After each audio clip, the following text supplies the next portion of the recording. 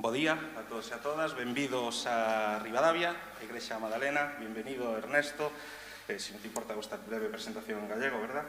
Pues moitísimas gracias por acompañarnos en Ribadavia. Ernesto Castro, filósofo, escritor, nacido 22 de outubro, que falábamos antes, igual que a mí, mira, que coincidencia que eu tamén pois dediquei unha parte da miña vida a estudar filosofía. A verdade é que para min é un placer terte hoxe aquí en Ribadavia. É un placer que nos acompañes en este evento da ICC Week, organizado pola Deputación de Ourense, e que nos veñas a falar sobre a democratización da fama na era das redes sociais. Un tema apaixoante, todo o que ten que ver coas redes sociais e co análisis que hai que facer sobre a influencia que teñen na nosa realidade, na interpretación da historia e o que pode supoñer isto cara ao futuro, e seguro que vai a ser un relatorio moi interesante e instructivo que eu estarei atentísimo para poder bombardearte a preguntas ao final do mesmo. Como dicía antes, pois Ernesto é filósofo e escritor, profesor na Universidade Complutense de Madrid e na Universidade de Zaragoza tamén. E, bueno, unha persona de referencia en todo o que ten que ver coa filosofía contemporánea e co estudo de diferentes correntes actuais, como pode ser, estiven lendo sobre, unha referencia sobre un libro que tes relacionado coa música trap, un pouquiño con todas estas novas correntes de expresión artística e, bueno, xa digo, a verdade é que para min é, ademais dunha honra, un placer poder estar hoxe aquí contigo, agradezo a túa presencia e nada, darche a benvida a Ribadavia e quedamos nas túas mans. Moitísimas gracias, Ernesto. Gracias. Bueno, pues gracias a César, el alcalde filósofo. Gracias también a los organizadores del ICC Week por invitarme. El tema del que voy a hablar efectivamente es la democratización de las redes sociales, de la fama en las redes sociales. Pero antes de entrar en el asunto más interesante, ¿no?, que es cómo Internet ha cambiado el concepto de famoso o el concepto de celebridad, sería interesante hablar un poquito de la fama. Y para hablar de la fama e intentar definirla filosóficamente, quisiera empezar con una anécdota. Hace unos años yo colaboraba anualmente con un festival parecido al ICC Week en Murcia, titulado SOS 4.8. No se trataba de una semana, sino más bien de 2 días, 48 horas, donde se organizaban también, como aquí en la Diputación, pues una serie de conferencias, de conciertos. Era más un festival tradicional, con grandes conciertos y un pequeño lugar en el que se daban charlas y también había exposiciones. Yo, en concreto, estaba encargado de la parte más de pensamiento o de artes plásticas y recuerdo perfectamente un año que se dedicó la sección de artes plásticas y de pensamiento a la cuestión justamente de la fama. Fue el año 2014, donde el comisario de la exposición y al mismo tiempo de las charlas era Iván López Munuera, y decidió dedicar ese espacio al asunto del fandom, de cómo la cultura fan ha transformado el concepto de artes plásticas, de literatura, de arte audiovisual, etc. Iván López Munuera, para el que no lo conozca, pues es un investigador que está muy interesado en todo lo que se conoce como la cultura participativa. Este es un término acuñado por Charles Jenkins, quien analizó cómo la cultura fan ha transformado nuestro concepto de relación entre el artista y el público. Tradicionalmente se entendía que el artista era un emisor activo que generaba un contenido que era recibido pasivamente por un determinado público. De lo que se dio cuenta Charles Jenkins es que con toda la emergencia del fandom, el fanfiction, las redes sociales como una especie de cámara de eco de ciertos fenómenos audiovisuales o artísticos, la relación entre el público y el artista cambiaba. El ejemplo más paradigmático en los últimos años probablemente sea la evolución de la saga Juego de Tronos. En Juego de Tronos, como es sabido, la serie, que es lo más conocido por casi todo el mundo, se apoya en una serie de libros, una saga de libros que no han sido terminados y, como es sabido por todos, buena parte del desarrollo de la serie que no se apoyaba en los libros bebió mucho de las conspiraciones, de las lecturas, de las interpretaciones del público. La relación que existía entre el público y el artista en este caso era recíproca. Un término que se acuñó para hablar de esta nueva cultura participativa era el de prosumidor, es decir, consumidores que al mismo tiempo producían un feedback que luego era productivo para el artista. Como digo, el caso más señalado probablemente sea este de Juego de Tronos, pero también hay muchos casos parecidos ya en la saga Matrix y en otras muchas sagas que generan este fenómeno del fandom, siendo el fan al mismo tiempo un erudito y un publicista. Esa es la magia, digamos, que separa al fan del mero espectador o del mero crítico. Además, a Iván López Munuera le interesaba mucho cómo el fandom trastocaba las ideas tradicionales de sexualidad. A él le interesaba bastante pues, esa famosa anécdota de que los Beatles dejaron de dar conciertos en público porque los gritos, la gritería de la chiquillada que estaba allí delante, principalmente chicas muy jóvenes, pues eliminaba por completo la música. Es decir, el espectáculo dejaba de ser la música que emitían los Beatles y empezaba a ser o bien la sexualidad desbordante de esas chicas o bien el sex appeal de los artistas. Entonces le interesaba mucho, digamos, a Iván López Munuera cómo la demonización del fan va también de la mano de la demonización de una serie de expresiones de la sexualidad femenina que se aleja de la típica imagen recatada, puritana, de la buena chica en edad de merecer que está a punto de convertirse en una buena esposa. ¿Bien? También le interesaba mucho a Iván López Munuera, en algún momento voy a llegar a la anécdota con la que quiero comenzar esta conferencia sobre la fama, le interesaba mucho la relación de amor-odio que existe entre el fan y el artista. Es decir, la famosa muerte de John Lennon a manos de un fan suyo y otra serie de fenómenos concomitantes. Pues bien, para hablar sobre estos asuntos, sobre la cultura del fandom, sobre la fama, sobre cómo la fama genera vías en doble dirección desde el artista al público, Iván López Munuera invitó a una serie de conferenciantes, entre los cuales el más destacado de ellos era Greil Marcus. Greil Marcus, para el que no lo conozca, pues es autor probablemente del mejor libro sobre la historia del rock en el siglo XX, Mystery Train, y también de la historia más fascinante que existe sobre la relación entre las vanguardias y la cultura pop, Rastros de Carmín. En Rastros de Carmín lo que hace Greil Marcus es ver cómo hay una continuidad entre las vanguardias históricas del futurismo, el surrealismo, el dadaísmo y luego lo que va a ser la cultura hippie, punk, etc. A todos nos hacía mucha ilusión que viniera Greil Marcus, de hecho ya digo que era la gran estrella de la sección de voces, y de hecho nos venía a hablar del fenómeno fan. Nos venía a hablar en concreto de lo que se puede considerar como la fecha de defunción del verano del amor, o del año hippie por excelencia, el año 69. A finales del año 69, el 5 de diciembre del año 69, los Rolling Stones convocaron un concierto multitudinario a las afueras de Los Ángeles, en la autopista Altamonte, donde asistieron la friolera de 300.000 espectadores. Se trataba de un concierto gratuito, al aire libre, pretendía ser algo así como el Woodstock de la costa oeste, para que se hagan la idea, ¿no?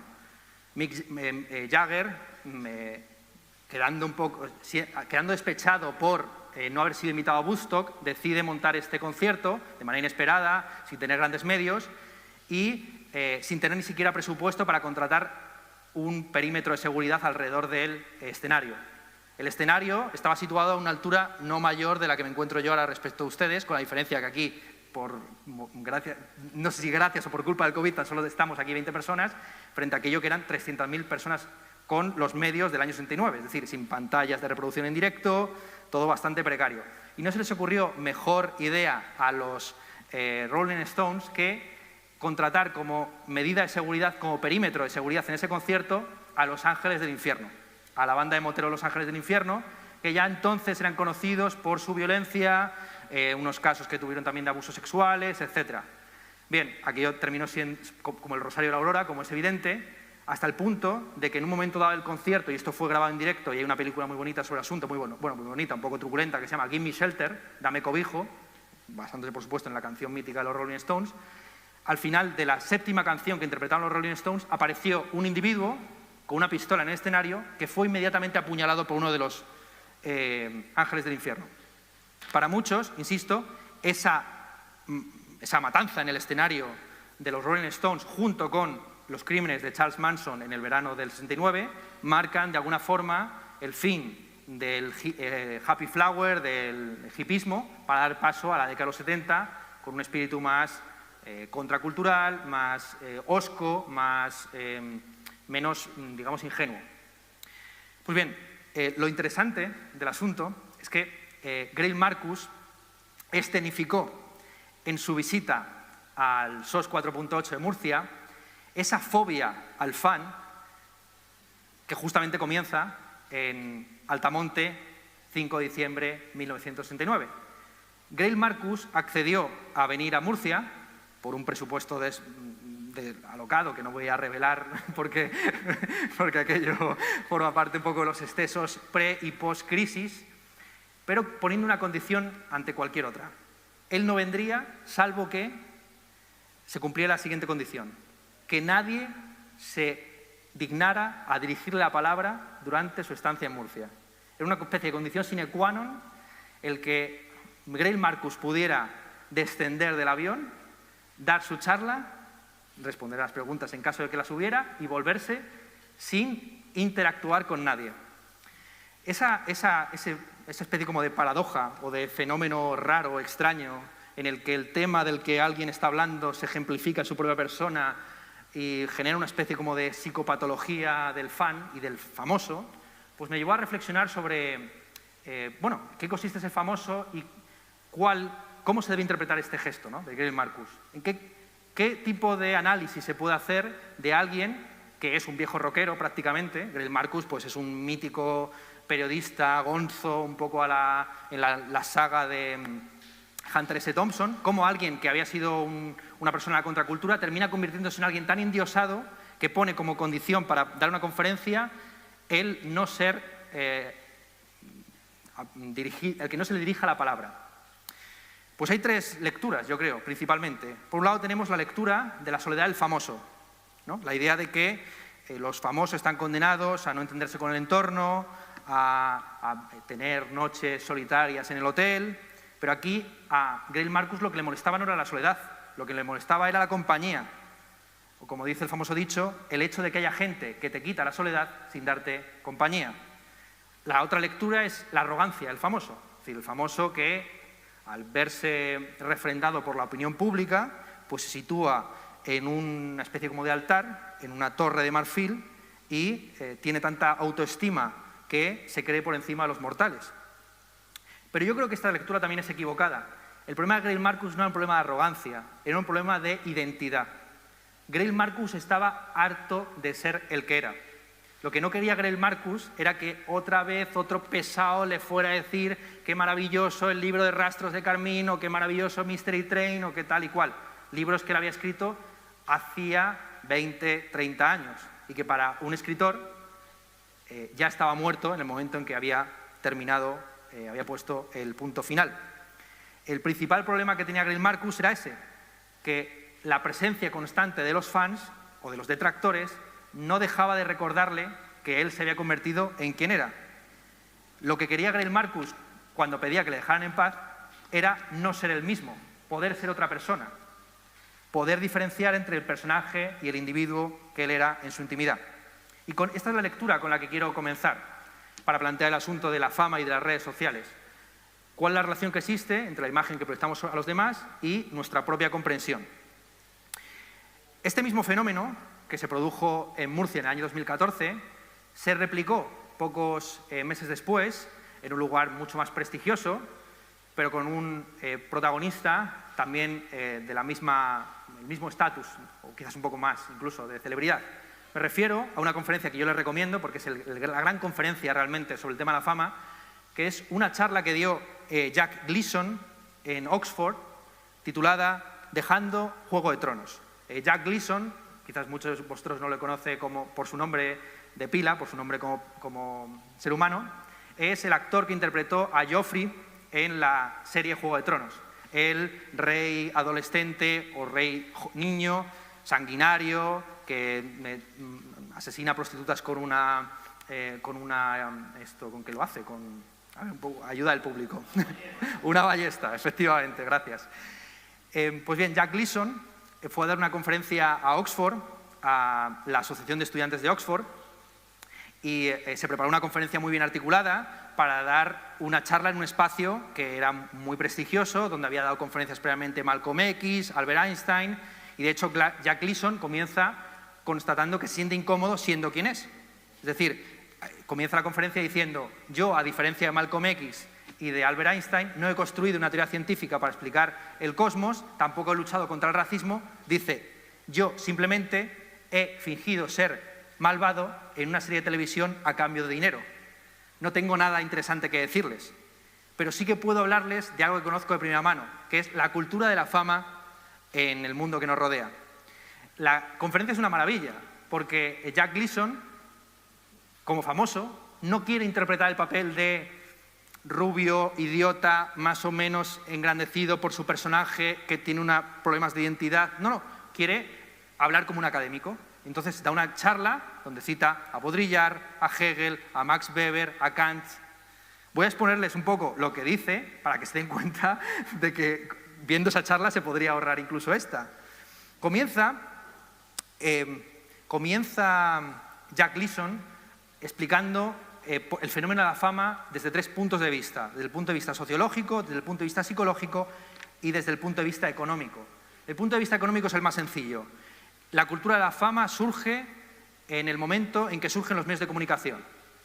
Antes hablábamos con Juan, uno de los organizadores de este festival, de cómo la cultura de la música en España se ha visto transformada esencialmente por las redes sociales, por estas nuevas formas de medios de comunicación. Cuando él tenía el grupo Estereocéano, pues aquello podía tener una fama para un público de tamaño pequeño o mediano, pero no tenía la presencia o la visualidad o la escenificación personal que puede tener alguien de ese mismo nivel a día de hoy.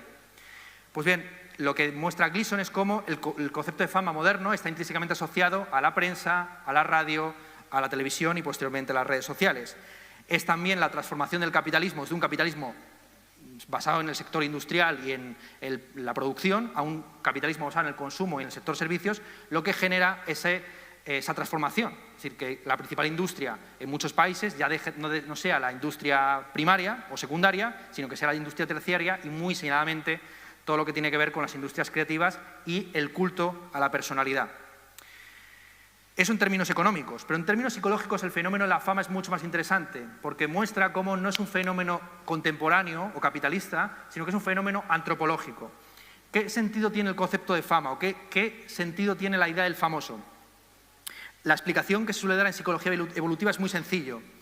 Los famosos son modelos de conducta que han demostrado una capacidad adaptativa. La razón por la cual toda sociedad tiende a generar famosos o liderazgos o modelos de conducta o personalidades que son seguidas en cada uno de sus detalles es porque han demostrado en alguna faceta u otra que pueden adaptarse al entorno, incluso imponerse sobre él. La adoración de la fama es un fenómeno degenerado de esta imitación de los especímenes exitosos en su adaptación al medio ambiente. No solo imitas a Julio César en lo que tiene de buen estratega, sino que también le imitas en la forma que tiene de comer, de andar, de hablar, aunque eso no tenga ninguna relación con su éxito. Entonces, la adoración al famoso es un subproducto de la imitación por medio de la cual todo individuo aprende. ¿Bien? Es una imitación, si se quiere, degenerada, que no solamente imita aquellos rasgos adaptativos, sino la totalidad del espécimen. En biología hay un famoso término acuñado por Lewontin, que es el de Spandrel. Bueno, no proviene de la biología, sino que proviene de la arquitectura y se refiere a los espacios. Ahora que estoy justamente en una iglesia puedo señalarlo con la mano. Son los espacios que dejan precisamente los arcos que cumplen una función arquitectónica evidente, pero que pueden ser rellenados con material artístico. Entonces, en las junturas o donde sea, aquí por ejemplo mismamente, pues esto cumple el punto en el que se cruzan los diversos arcos, tiene una función arquitectónica evidente a la cual se puede sobreañadir una función artística. Habrá alguien que piense que esta iglesia se sostiene porque hay una cruz aquí dibujada. Bien, ese es el fenómeno del fan, la relación que tiene el fan con el famoso es esa, es pensar que el famoso ha conseguido un éxito social por una serie de atributos que son accesorios a su adaptación al medio ambiente. El ejemplo paradigmático en biología son las patitas del Tyrannosaurus Rex.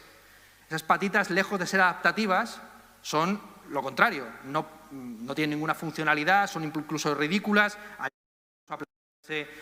Si la reconstrucción que hacemos del Tyrannosaurus Rex es correcta o no, hay algunos que piensan que el Tyrannosaurus Rex es una especie como de gran pajarraco, no entremos en eso.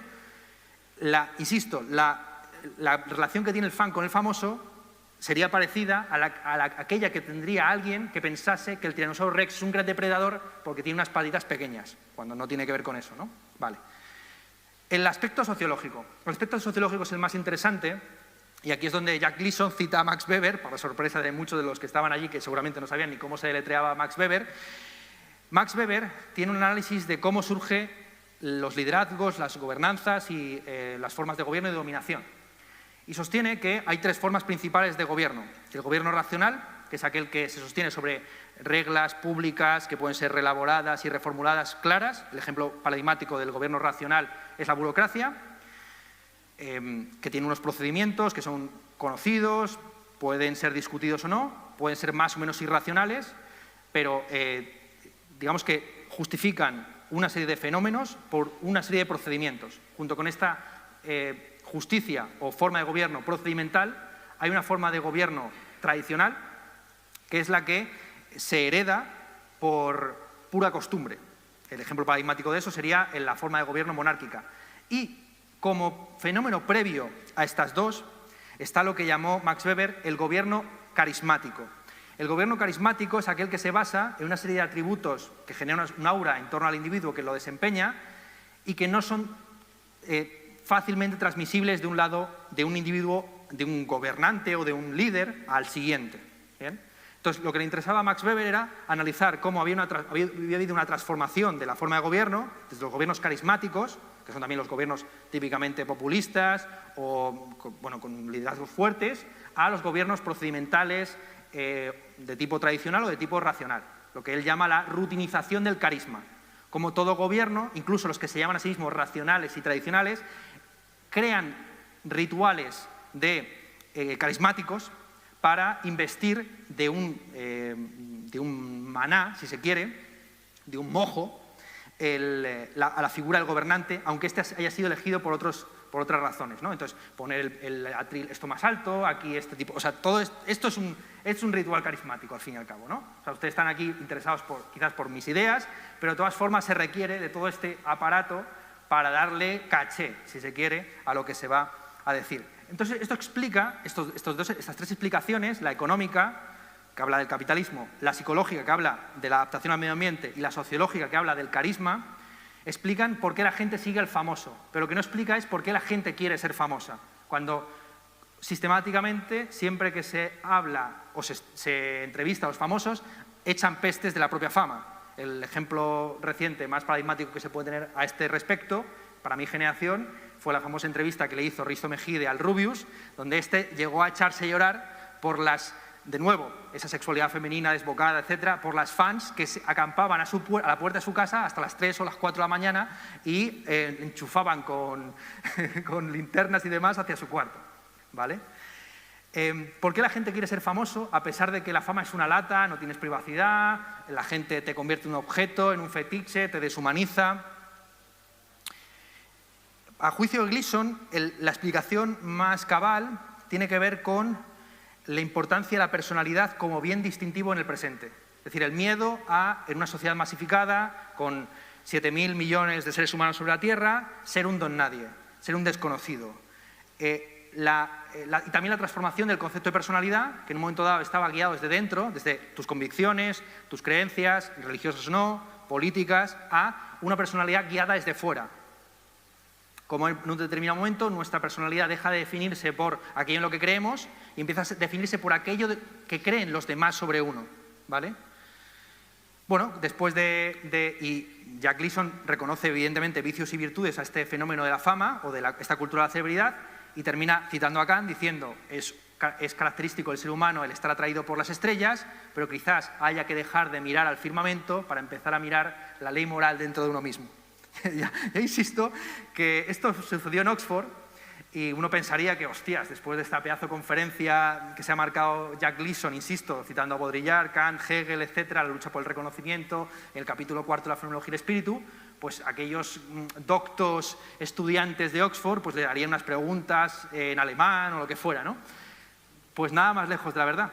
La ronda de preguntas que vino inmediatamente después, canalizada no por el público, sino por el señor que organizaba la asociación de estudiantes, preguntó frivolidades a Jack Gleason de la siguiente calaña.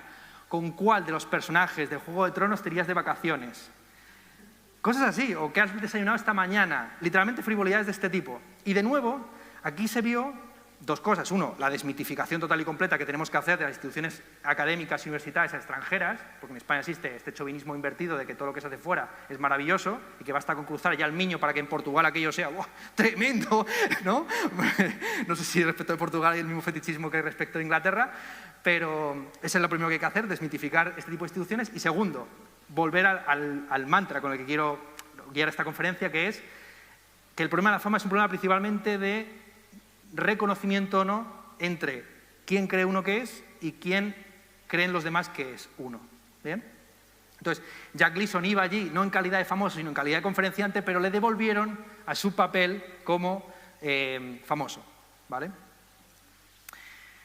Bueno, sobre este asunto de dejar de ser lo que uno es, pues yo les quisiera recomendar un libro. Daniel Kehlmann tiene un libro titulado Fama, que es un conjunto de cuentos sobre la fama justamente en Internet y cómo en Internet pues hay formas de fama donde se radicaliza mucho más esta dicotomía entre lo que uno cree ser y lo que los demás creen que uno es.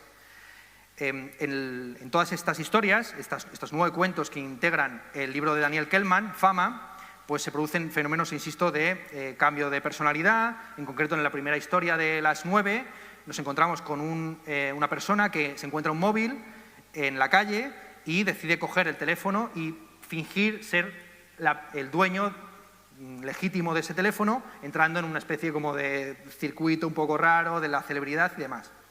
Entonces, la pregunta que quisiera lanzar, con la que quisiera situar ya el tema stricto sensu de la charla, es si acaso en Internet se produce una modificación, un juego, una transformación de nuestra identidad, como vendían los miembros de la cultura hacker y del ciberpunk de los años 90, es decir, si en Internet realmente podemos ser anónimos o seudónimos o heterónimos, o al contrario, Internet lo que te devuelve es a la vieja identidad local. Es decir, que al final, en Facebook, tus primeros amigos seguramente sean tus primos, tus cuñados, tu madre, tu padre, ¿no? Y cómo lejos de entrar en una especie de esfera de anonimato, juego con la identidad, lo que hay es un retorno al terruño, una mezcla de lo local y lo global, en lo que algunos denominan lo glocal. Entonces, ¿y también en qué consiste esta democratización? ¿Estamos utilizando la palabra correcta cuando hablamos de democratización o deberíamos hablar de plebeyización del concepto de fama, de generalización del concepto de fama? Porque también hay géneros en la fama. No es lo mismo ser famoso en la música que en la literatura, que en la filosofía, etc. Claro, a mí se me considera un youtuber de éxito, pero porque estoy en el género minoritario absoluto de la filosofía.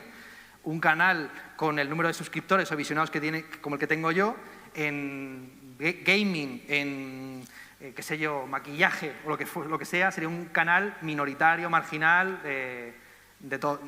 completo y total. Entonces la pregunta que quisiera lanzar es esa.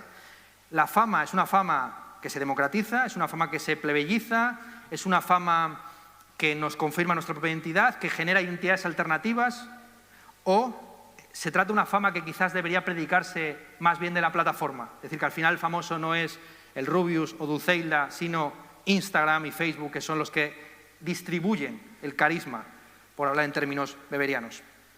Bueno, para hablar de todos estos temas hay que entrar en filosofía un poquito más dura, va a ser breve, pero quiero pasar sí o sí. Además, estando en una iglesia, tengo que empezar por la escolástica sí o sí. La definición escolástica de la fama es bastante sencilla. Clara notitia cum laude. La información clara o distinta con elogio. Aquí esta definición es muy precisa porque determina que las dos propiedades de la fama son, por un lado, el conocimiento y por otro lado, la aclamación. Pero también existe la mala fama. La mala fama es el conocimiento mezclado con el vituperio, con la censura, con el desprecio. Y junto con la buena y la mala fama existe el rumor, que es la ignorancia mezclada con el vituperio, el elogio. El momento en que te sientes obligado de opinar sobre algo que no conoces. Un fenómeno también muy habitual en las redes sociales, que lo que ha generalizado quizás no es tanto la fama, cuanto la necesidad de la opinión. Es decir, antes sobre determinados temas tenían que opinar los políticos, los obispos, digamos, las figuras carismáticas o de autoridad política y religiosa o académica, pero a día de hoy cada hijo de vecino se siente no solamente con el derecho, sino con el deber, que es lo más triste, de opinar sobre la guerra entre Azerbaiyán y Armenia, etcétera, etcétera. Temas sobre los que tiene un rumor, pero no una clara noticia cum laude, que es, como definen los escolásticos, la fama. Entonces, el concepto de fama siempre ha tenido estas dos notas que pueden ser cuestionadas. Por un lado, el conocimiento, clara noticia, y por otro lado, la aclamación, cum laude. Sin embargo, desde la época antigua, ya en Varrón, en Enio, tenemos el concepto de fama asociado a lo peyorativo. Y casi todos los autores que han tratado sobre este tema han distinguido entre una buena y una mala fama. Por ejemplo, en el Compendio Moral Salmanticense se dice lo siguiente sobre la fama. Según la definen los teólogos, la fama es clara noticia que los demás tienen de nosotros. Esta noticia debe principalmente ser de una vida virtuosa y ordenada, que es la materia de la verdadera fama, y secundario de las demás cosas que los hombres suelen estimar como de sabiduría, ingenio, valor y semejantes. Y aquí es la distinción. La fama es mayor bien que el honor, por ser la opinión y estimación interna que otros tienen de nosotros más preciosa que el honor y reverencia externa que nos hacen muchas veces con falacia y fingimiento. Entonces aquí, como ven, se está distinguiendo no entre la buena y la mala fama, sino entre la fama, que es la opinión que tienen los demás, y el honor, que es cómo esa presunta buena o mala fama se externaliza en gestos de reconocimiento, aclamación y demás. El texto contemporáneo más interesante sobre la fama, aparte de uno de Gustavo Bueno, en el que vamos a profundizar ahora un poquito más, es uno que tiene Gabriel Zaid en Letras Libres, año 2007, titulado El secreto de la fama.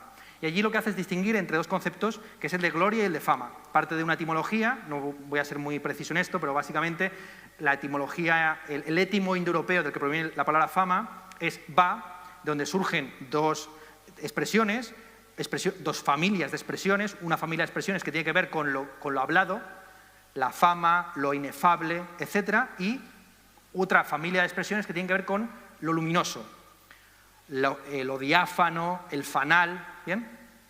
Entonces, lo que hace Gabriel Zaid es, partiendo de esta distinción, las cosas habladas y las cosas visibles, establecer una diferencia entre la gloria, que es el resplandor de las obras, y la fama, que es el discurso que se articula alrededor de esas obras. Bien, entonces, para un ejemplo muy claro. Una obra maestra, como puede ser Los Miserables de Víctor Hugo, o El Quijote de Cervantes, o Hamlet de Shakespeare, seguiría siendo gloriosa, aunque no fuera famosa. Seguiría teniendo un resplandor por su ornato, por su armonía, por su belleza, por el desarrollo de los personajes, por lo que fuera, aunque no se dijera de ella nada. Y hay obras que no son gloriosas, que sin embargo sí que son famosas, porque se dice de ellas virtudes que no tiene realmente. Bien, lo interesante es cómo, a lo largo de toda la historia de la humanidad, desde prácticamente la Ilíada en adelante, toda gloria ha querido ser cantada, todo resplandor mundano o de acción quiere ser en algún momento reconocido por el discurso. Esto lo tenemos, como digo, en las intervenciones que hacen los héroes en la guerra de Troya, Aquiles, Odiseo, Agamenón, todos estos, cuando intervienen en el combate casi siempre hablan de su genealogía, hablan de la fama inmortal que van a alcanzar por el combate que van a emprender, etcétera, etcétera, ¿no? Y de hecho, en la figura de Aquiles nos encontramos con una decisión vital a favor de la fama y en detrimento de la supervivencia. Como es sabido, Aquiles tiene que elegir entre dos formas de vida. O bien regresar a casa no honrado por la gloria en el combate, morir preñado de nietos y rodeado por la prole, o bien de viejo, o bien morir en el campo de combate, afamado, glorioso, pero joven. Entonces, Aquiles es realmente el primer representante del lema Die young, stay pretty. Muere joven, permanece bello. Lo que podríamos preguntarnos, teniendo en cuenta que Aquiles es al mismo tiempo una figura heroica, pero una figura inmoral para cierta concepción de la moral griega, es cuál es la función moral que tiene la fama. Es decir, se trata de un fenómeno que surge de manera natural, pero que sin embargo tiene componentes que son poco éticos o inmorales. ¿Cómo se debe entender la función que desempeña la fama en todas las sociedades, desde la Grecia antigua hasta el presente? Pues de nuevo me remito a los escolásticos. Santo Tomás, en la segunda parte de la Suma Teológica, habla de cómo la fama cumple una función doble. cómo hay una fama buena que nos permite acercarnos al bien, imitar las conductas virtuosas, y hay una fama mala que nos preserva justamente el mal. Y esto nos lleva al papel que desempeña la tragedia en la Grecia clásica y a día de hoy. Porque el mismo papel que desempeñaba Edipo Rey en el siglo IV a.C., o el siglo V a.C., es cuando se estrena esa obra de teatro, es la misma función que puede desempeñar Belén Esteban en televisión. Aquí hay una mala lectura del fenómeno de la fama. Edipo Rey, que es un personaje que incurre en una hibris matando a su padre y acostándose con su madre, no es un modelo de conducta para el ateniense. Esa obra de teatro no se representaba para decir esto es lo que tenéis que hacer, evidentemente, sino que se representaba como un contramodelo que no se debía seguir, como un exceso que justamente había quedado opacado o aplastado por la cultura democrática. La tragedia, como formato artístico, tiene como objetivo principalmente burlarse de los héroes elogiados por la épica. Aquellas figuras que eran consideradas modelos de virtud en la épica pasan a ser criticados como personajes excesivos en la tragedia. Ya sé que sobre la tragedia se ha dicho mucho, esto supongo que será un tema que saldrá en la ronda de preguntas, no quisiera profundizar en ello. Pero es que a día de hoy surge el mismo fenómeno. Es decir, cómo se recurren a figuras famosas, no solamente como modelos de virtud, sino como modelos de vicios que se deben evitar. Y cómo muchos de los fenómenos asociados a la fama en el presente ya también tienen referentes antiguos. Como ven, mi principal lema, digamos, para aproximarme a este asunto de las redes sociales es que no hay nada nuevo bajo el sol. Es decir, la cultura de cancelación existía en el siglo IV a.C. El ejemplo que les voy a dar es Eróstrato el pirómano. Eróstrato fue un tipo que decidió quemar una de las 7 maravillas del mundo antiguo, el templo de Artemisia en Éfeso, porque sabía que el que destruyera una obra de arquitectura de esa magnitud pasaría a la inmortalidad, sería recordado para toda la historia. De hecho, el castigo que le aplicaron a Eróstrato, además de quemarle, fue aplicarle lo que en latín se conoce como la damnatio memoria, la destrucción de la memoria.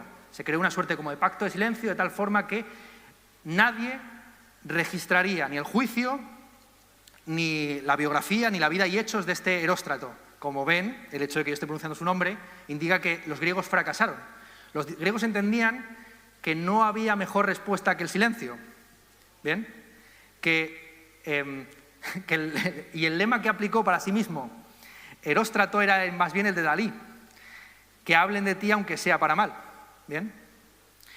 Y esto mismo, que insisto, sucedió en la antigüedad griega, es lo que sucedió el año pasado, exactamente el mismo fenómeno, cuando se produjo el atentado en las mezquitas de Nueva Zelanda, en marzo de 2019, en donde un pirado entró en 2 mezquitas matando a 51 personas, al mismo tiempo que gritaba para sus espectadores en directo: suscríbanse a PewDiePie. Muchos de ustedes conocerán a PewDiePie, es el youtuber más famoso a nivel internacional, con más suscriptores del mundo. Por aquel entonces, en 2019, tenía una pugna con un canal indio para ver que estaba a punto de superarle el número de seguidores en YouTube. Se creó toda una campaña de suscríbanse a PewDiePie que pretendía mantener esa hegemonía occidental. PewDiePie es sueco, noruego, bueno, en fin, ya saben, ahí los rubios, ¿no? Toda la parte, el escandinavo, vamos a decir, creo que es sueco. Y lo curioso del fenómeno es que es una historia muy larga, pero que tiene también este componente irónico, permítame que se la cuente, porque este también tiene su gracia. PewDiePie, siendo el youtuber más famoso a nivel internacional, empezó a ser objeto de polémica y controversia en el año 2017, cuando realizó una broma que consistía en pagar a unos indios para que sacaran un cartel de manera irónica que decía muerte a todos los judíos. Claro, la gracia estaba en que, siendo indios y por lo tanto perteneciendo a una raza que no es la euroblanca, pues estos tipos, por un dinero X, como si fuera una suerte de performance, sacaran ese cartel, una broma, ¿no? Una broma metairónica con el nazismo. Ese fenómeno le causó a PewDiePie muchos problemas, evidentemente. Hubo cancelaciones de colaboraciones con Disney y con YouTube que tenía en marcha, y generó alrededor de él una aura como de perteneciente al alt-right o a la derecha alternativa muy curiosa, porque él desde el comienzo lo hizo desde un punto de vista irónico. Pero aquí está, de nuevo, el la paradoja que surge con la fama, con la tragedia y con la comedia, que es que aquellos modelos que inicialmente se plantean como modelos que no se deben seguir, en un momento dado, por la potencia estética del fenómeno, pueden invertir su valor. Los Nikis tienen esta famosa canción de El Imperio, me ha venido esto como un ejemplo ahora espontáneo, que, como es sabido, llegó incluso a utilizarse en las primeras reuniones de las juventudes de Vox.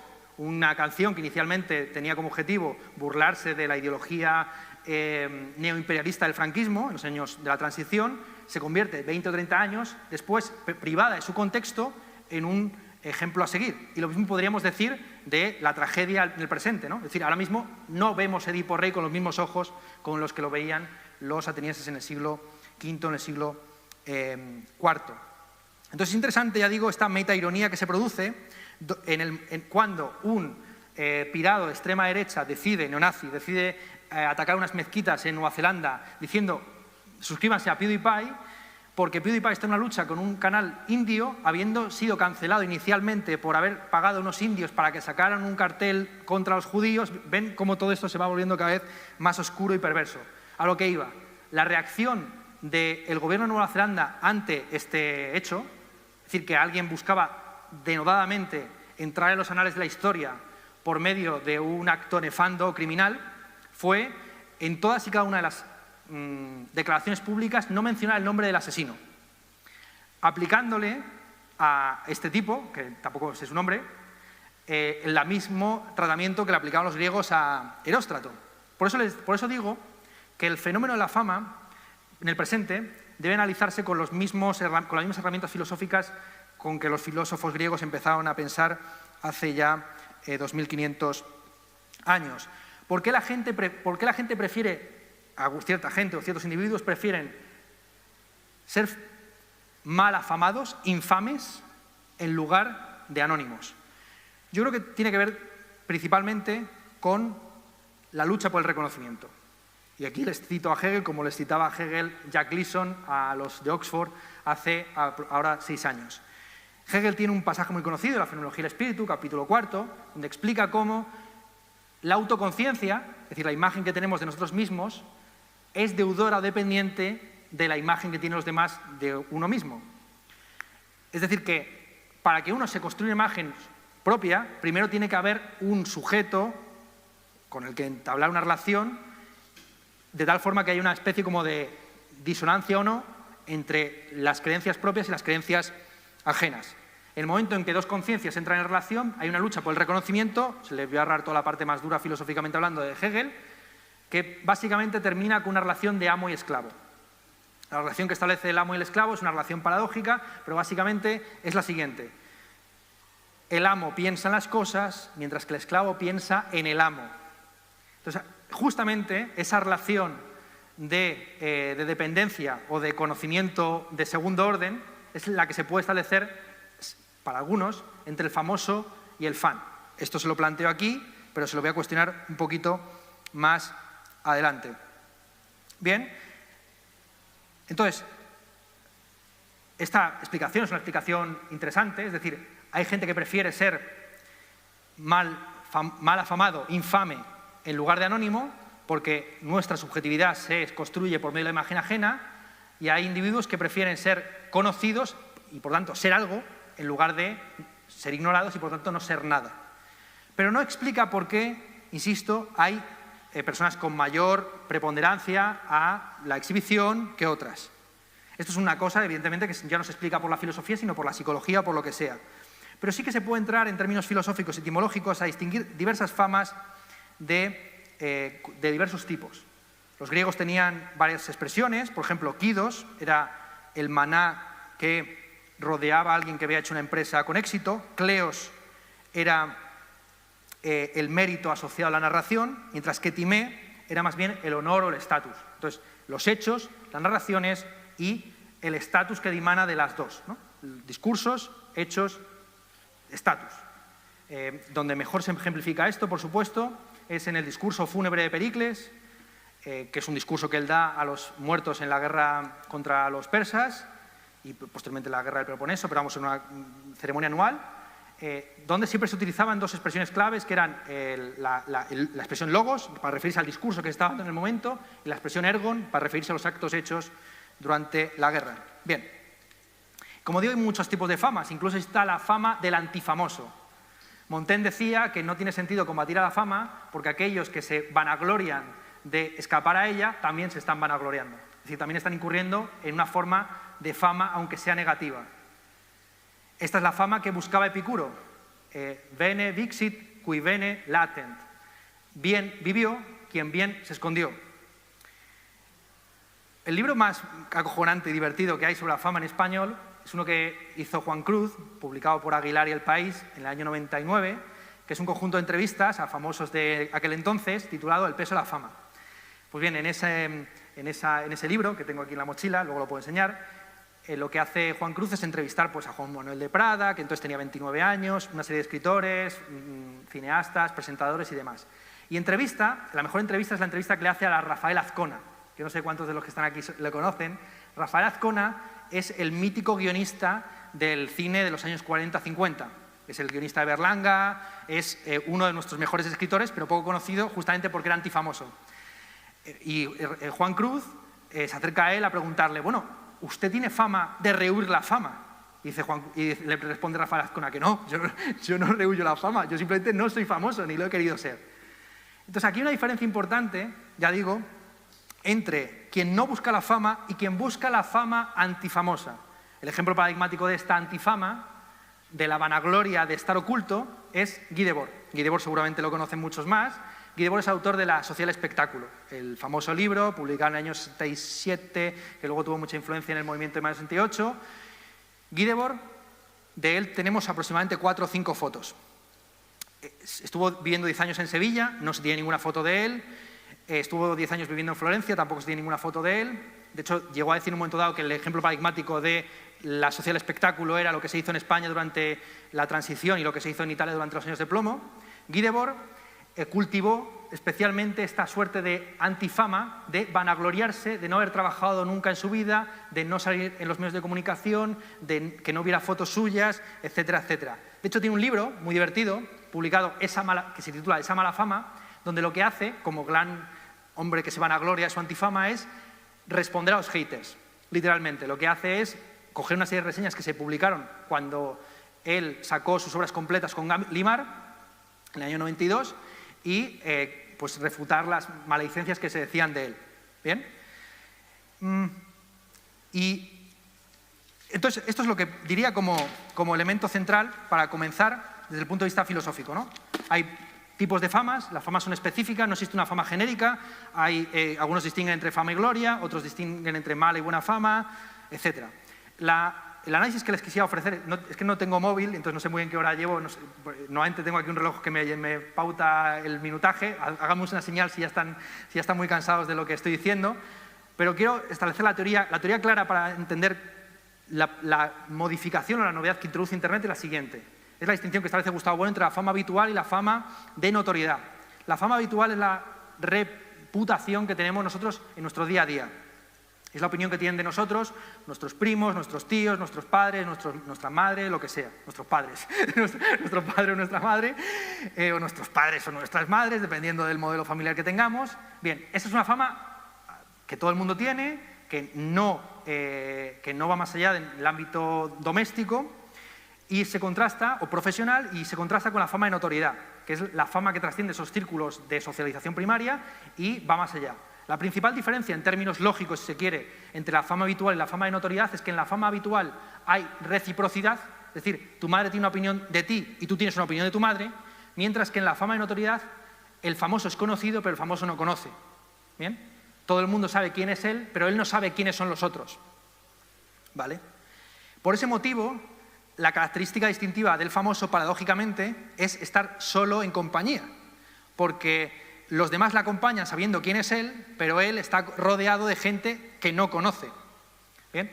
El famoso, por definición, es el famoso de notoriedad, es decir, aquel que es no solamente conocido en un ámbito en el que puede haber cierta reciprocidad o simetría, sino que se establece entre él y su público esa simetría en el que él es conocido por el mundo, pero él no conoce al mundo. ¿Bien?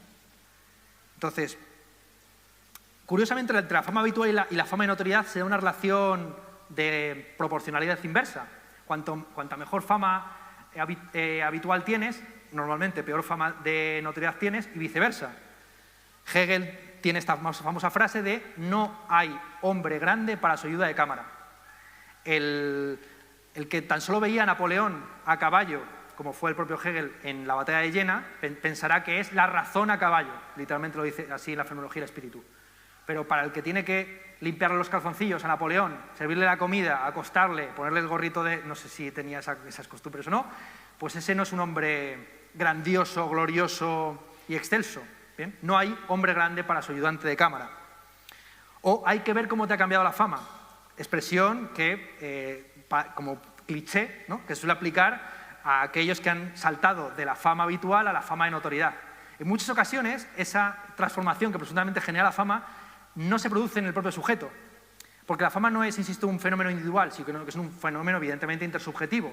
Cuando un familiar le dice a alguien hay que ver cómo te ha cambiado la fama, normalmente lo que ha cambiado no es la conducta del individuo, sino cómo percibe su familiar la forma de desenvolverse en el mundo. Lo que cambia es la mirada, no es la conducta. ¿Bien? Este asunto de que la fama de notoriedad consista en que el mundo te conozca a ti y tú no conozcas al mundo, plantea el tema de la fama, el problema de la fama para mi profesión. Perdonen aquí, como tenemos un alcalde filósofo, me va a permitir que haga unas palabritas sobre la fama en filosofía. Probablemente no haya lugar en el que se desprecie más la fama y notoriedad que en las facultades de filosofía. En los últimos años se ha producido lo que yo llamaría una transformación desde un espíritu elitista o hipster o rockista, incluso en el ámbito de la música se llama rockismo, a la defensa de un género musical específico frente a todos los demás. A mí tan solo me gusta el rock, el reggaetón es mierda, a mí tan solo me gusta el reggaetón, el rock es mierda. ¿Bien? El rockismo, por definición, es esta defensa de lo propio, del género que a uno le gusta, convirtiéndolo en el género musical por antonomasia. Pues bien, frente al rockismo está el poptimismo. El poptimismo es pensar que lo bueno será conocido y popular, y que si algo no es conocido y popular es porque pues, tiene unos defectos, etc. Hablando justamente con Juan, el organizador de estos eventos, acerca de cómo ha habido una transformación en la prensa musical a este respecto, pues hablamos de cómo mucha de esta prensa musical en un momento dado consideraba que su función era ser el contrapeso al mercado, es decir, el mercado considera que lo bueno es Juanes, nosotros vamos a decir que lo bueno es Estereocéano, y en un momento dado es al revés, es decir, a día de hoy los críticos musicales más reputados lo único que hacen es seguir la popularidad. La gente dice que Jumbif es guay, o que Z Tangana es guay, o que Beyoncé es guay, pues lo que tiene que hacer el intérprete es no desde una taladera de virtud estética y moral corregir al público, sino secundarlo. Estar con el pueblo incluso cuando se equivoca, una famosa lema de Rosa Luxemburgo. Entonces, ¿deben ser los filósofos famosos? ¿O qué relación tiene la filosofía con la fama? La Facultad de Filosofía es una de las pocas que sigue manteniendo ese rockismo de considerar que todo lo popular es vano o despreciable. Y ello a pesar de que una de las labores tradicionales de la filosofía ha sido regresar a la caverna, ¿no? Volver al lugar de las imágenes, a traer la buena nueva de las realidades tangibles e idéticas.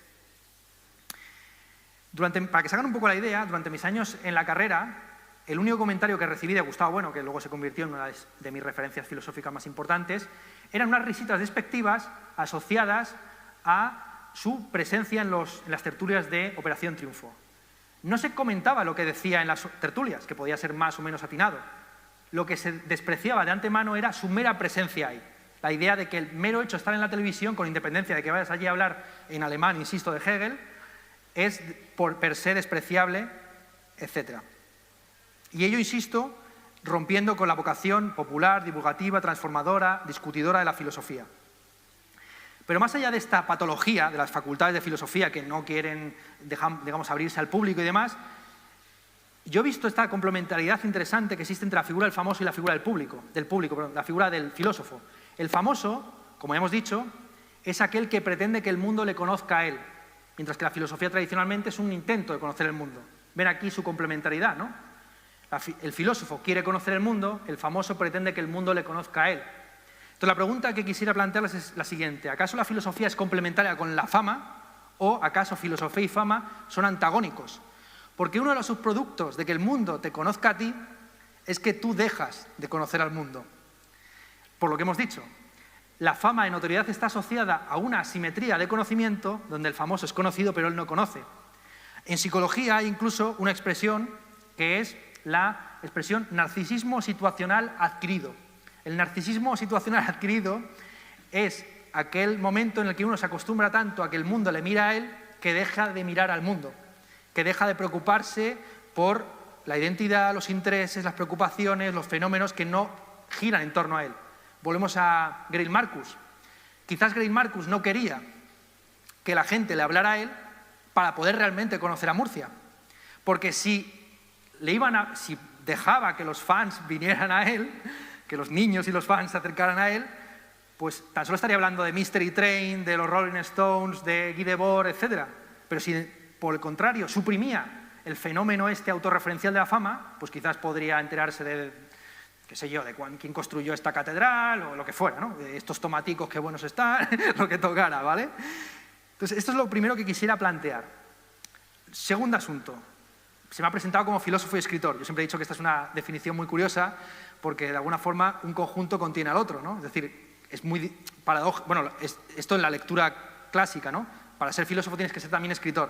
Aparentemente, decir que eres filósofo y escritor sería tan paradójico como decir este es poeta y escritor. ¿Pero acaso la poesía no es ya una forma de escritura? O este es al mismo tiempo madrileño y ser humano, ¿no? O algo por el estilo, como que un conjunto contiene al otro. Sin embargo, no es así, por supuesto. La escritura y la filosofía no van de la mano, sino que tienen una relación en ocasiones antagónica. Y aquí quisiera volver a plantear un tema clásico de la filosofía, que es el fenómeno que se produce desde el invento de la escritura, que la escritura es al mismo tiempo un veneno y una cura de la desmemoria. Eso está en el Fedro de Platón y es una teoría que sirve para analizar perfectamente Internet. Dice Platón en ese famoso diálogo que la escritura, lejos de potenciar la memoria, lo que genera es una desmemoria subjetiva ayudada o complementada con una memoria objetiva. Ejemplo muy rápido. Cuando uno tiene la lista de los reyes visigodos en Internet, ya no tiene que aprenderse la memoria. De tal forma que es al mismo tiempo más desmemoriado, porque no la tiene en la cabeza, pero al mismo tiempo más memorioso, porque basta un clic o dos para llegar a esa lista. Entonces, dice en un momento dado Platón de manera crítica, la escritura, lejos de potenciar la inteligencia y el conocimiento, lo que va a potenciar es que los seres humanos se conviertan en carcasas vacías que pueden reproducir discursos cuando tienen los textos delante, pero que así, de manera espontánea, no pueden dar razones ni explicaciones ni pueden entrar en diálogo. Los textos, dice Platón, sin ayuda de su autor, son momias intelectuales, no pueden entrar en diálogo, etc. Y de ahí el paradójico formato que es el diálogo platónico, que es el intento de llevar la oralidad a la escritura. Bien, mismo fenómeno que se produce en Internet. Buena parte de los malentendidos que surgen en Internet o las redes sociales se debe a que el canal principal de debate político sea escrito. Platón, en la Carta Séptima, dice literalmente no conozco a nadie lo suficientemente idiota o estúpido como para poner por escrito sus ideas.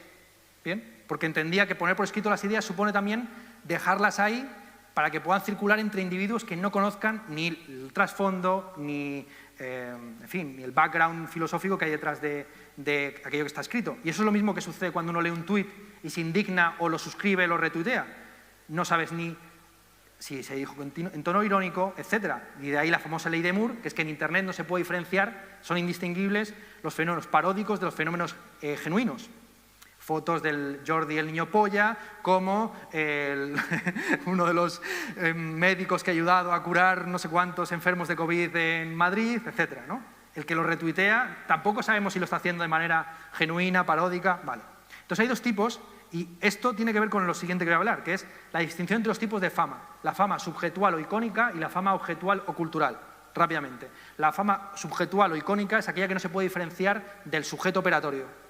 Es decir, es la fama que tiene que ver con actividades como la filosofía, el teatro, el cine, la música en sentido amplio, donde salvo de manera parcial, lo que uno hace no es segregable de la propia persona. Es decir, el famoso es realmente el individuo, no la obra.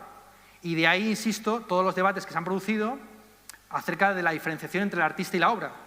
¿Bien? Un fenómeno muy característico de la fama en Internet es la infamia de aquellos cineastas o actores que, habiendo acosado sexualmente a determinadas personas, luego son considerados modelos de virtud, aunque sean estéticos, en la gran pantalla. Roman Polanski, etc. ¿Se debe separar al artista de la obra? Es que hay casos en los que no se puede hacer. Porque cuando tú tienes un actor que representa a un personaje, físicamente no se puede segregar al actor del personaje. Y en esto consiste justamente la paradoja del comediante de la que habló Diderot. Diderot, en ese famoso libro del siglo XVIII, cuenta la historia de San Esteban, uno de los San Estebanes, que era un actor de Diocleciano que en medio de la interpretación de una obra de teatro para burlarse de los cristianos, se convirtió al cristianismo. La tesis de Diderot es que el verdadero actor es un falso personaje. Gantz es el actor que interpretó a Hitler en El hundimiento, ¿no? Pues bien, Gantz, cuando volvía a su casa, no seguía haciendo... Bueno, tengo que hacer... Perdón, que aquí tampoco se puede segregar el cuerpo de los actos. No seguía haciendo gestos nazis ni hablando en alemán acerca del frente oriental, ni nada por el estilo. Y viceversa, el verdadero personaje es un falso actor. Cuando San Esteban deja de interpretar el personaje cristiano en términos irónicos y pasa a convertirse al cristianismo, deja de ser un actor para convertirse en un performer, ¿vale? Bien.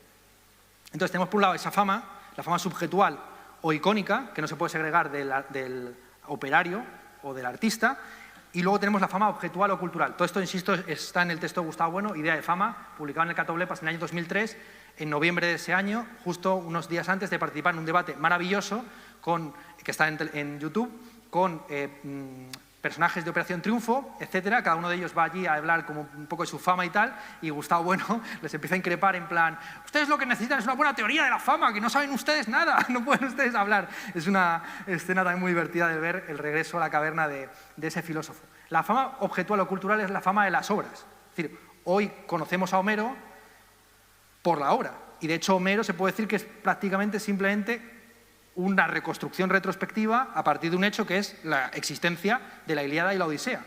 Esa obra tiene que tener algún autor, y con todas las dudas de si es una sola persona, si son varias, etc. ¿Bien? Y aquí les quisiera volver a plantear un asunto que es la incomodidad que pueden sentir los individuos respecto a la fama. Aquí ya entramos en el asunto fino de por qué la fama es al mismo tiempo buscada y despreciada. Cuando no se la tiene, se la elogia y se la busca, y cuando se la tiene, se la desprecia y se la vilipendia. La mayor parte de los individuos creen que la fama es una fama subjetual, que es una fama que consiste en el reconocimiento subjetivo, pero sin embargo la fama, la mayor parte de las veces, lo que produce es una objetivación y una reificación de uno mismo. La gente se te acerca a ti, no como sujeto, sino como autor del trap o como autor de Mystery Train, etc. ¿Bien? Volvemos al ejemplo de Gray Marcus. Gray Marcus no tendría ningún problema, supongo, con hablar con alguien que le hablara así de buenas, o que le hablara del tiempo. Supongo, a lo mejor es un paranoico, no sé cómo es, realmente, porque no llega a hablar con él. Quizás de lo que estaba harto es de la conversión de sí mismo en una especie de estatua de lo que había hecho en el pasado. ¿Bien? Y esa es la razón principal por la cual la fama ha sido sobre todo despreciada y muy rechazada por los escritores. Porque los escritores buscan justo lo opuesto. Es decir, el escritor, por definición, es aquel que quiere ser reconocido por sus obras y no por su persona. En principio, la teoría tradicional de la escritura es que lo que define la escritura del resto de formas artísticas es que cuando uno está leyendo no tiene presente al artista. Tú estás leyendo qué sé yo, Los Miserables de Víctor Hugo y no tienes la cara de Víctor Hugo ahí incrustada en el texto. Lo que caracteriza a la escritura es que es un mensaje en el que el emisor está ausente. ¿Bien? Y eso es lo que permite esa reflexividad, que sea el lector realmente autónomo, pueda ponerle su velocidad, su interpretación, etc. Sin embargo, una cultura como la actual, basada en el culto a la personalidad, que por supuesto es una expresión que he acuñado referencia a la famosa culto a la autoridad de stalinista, donde el mayor bien es tener una personalidad distintiva de los demás, los escritores se ven en este estado tan frustrante de pasarse 2 o 3 años escribiendo un libro para que al final le estén preguntando por con quién te irías de vacaciones de los personajes de Juego de Tronos. ¿Bien? Vale. Bueno, dice Vivian Abeshushan en un texto titulado Ahí viene un paparazzo lo siguiente: bajo el imperio del espectáculo, los escritores representan también un papel en la tele, el de los sabiondos que han leído todo lo que nunca leeremos, hombres eruditos, inofensivos y carismáticos que tienen una respuesta para todas nuestras dudas. Hoy todo el mundo pide consejo, nadie sabe qué hacer con su vida, además de dar siempre su opinión sobre los derechos humanos en el altar de las frases hechas. Y de ahí que haya habido ciertas figuras que han cultivado una genuina no fama. Yo diferenciaría mucho la antifama de Guy Debord, que consiste en vanagloriarse constantemente de que uno no está expuesto a los medios de comunicación, de la no fama, que sería la propia, por ejemplo, de el joven Papa de Sorrentino o de Rafael Sánchez Ferlosio o de Thomas Pynchon, de una serie de escritores que de verdad vivieron de espaldas a la cultura de la personalidad y del culto al individuo, ¿no? Rafael Sánchez Ferlosio, para los que no lo conozcan, durante los años 50 estuvo prácticamente toda la década encerrado en casa, se llegó a arrancar incluso el telefonillo y el teléfono, metiéndose anfetaminas mientras leía tratados de Wheeler sobre lingüística. Y ya llegamos finalmente a las redes sociales. ¿Qué es lo novedoso, lo interesante de las redes sociales? Es que fusiona todos estos fenómenos de fama. Es decir, la fama habitual es lo mismo que la fama, se convierte en idéntica a la fama de notoriedad, la fama subjetual se convierte en idéntica a la fama objetual. Lo que hay en las redes sociales es, insisto, una confusión constante entre la fama de notoriedad y la fama habitual. Porque en las redes sociales tienes, sí, a tus familiares, a tus amigos, a la gente con la que tienes un cierto trato profesional o lo que sea, pero junto a esos individuos tienes un montón de desconocidos que, sin embargo, te conocen, que te replican, etcétera, y tú tienes la posibilidad incluso de conocerlos. La gran transformación, insisto, en las redes sociales es que convierte en habitual lo que era fama de notoriedad. Y al mismo tiempo fusionan la fama de las obras con la fama de la persona. El ejemplo paradigmático de la cultura de la fama presente seguramente sea Kim Kardashian, que es famosa por ser famosa. Algunos dirán que Kim Kardashian es famosa por tener un gran culo. Ese es el error por excelencia. Kim Kardashian era famosa y como consecuencia, no como causa de su fama, su culo se volvió famoso. Esto es lo importante. Quizás algunos no recuerden el origen de... A lo mejor hay aquí un seguidor muy acérrimo de Kim Kardashian y sabe toda la genealogía. Kim Kardashian no comienza siendo famosa por su cuerpo y su físico, que ahora nos parece despampanante o espectacular porque se ha convertido en canónico.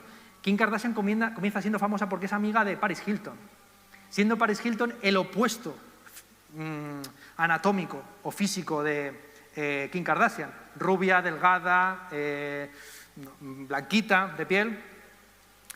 Es Paris Hilton quien le concede el carisma, por así decir, por contaminación o por proximidad a Kim Kardashian, y a partir de ahí se produce una reconstrucción retrospectiva, una imitación como la de los spandrels o las garritas del Tyrannosaurus Rex.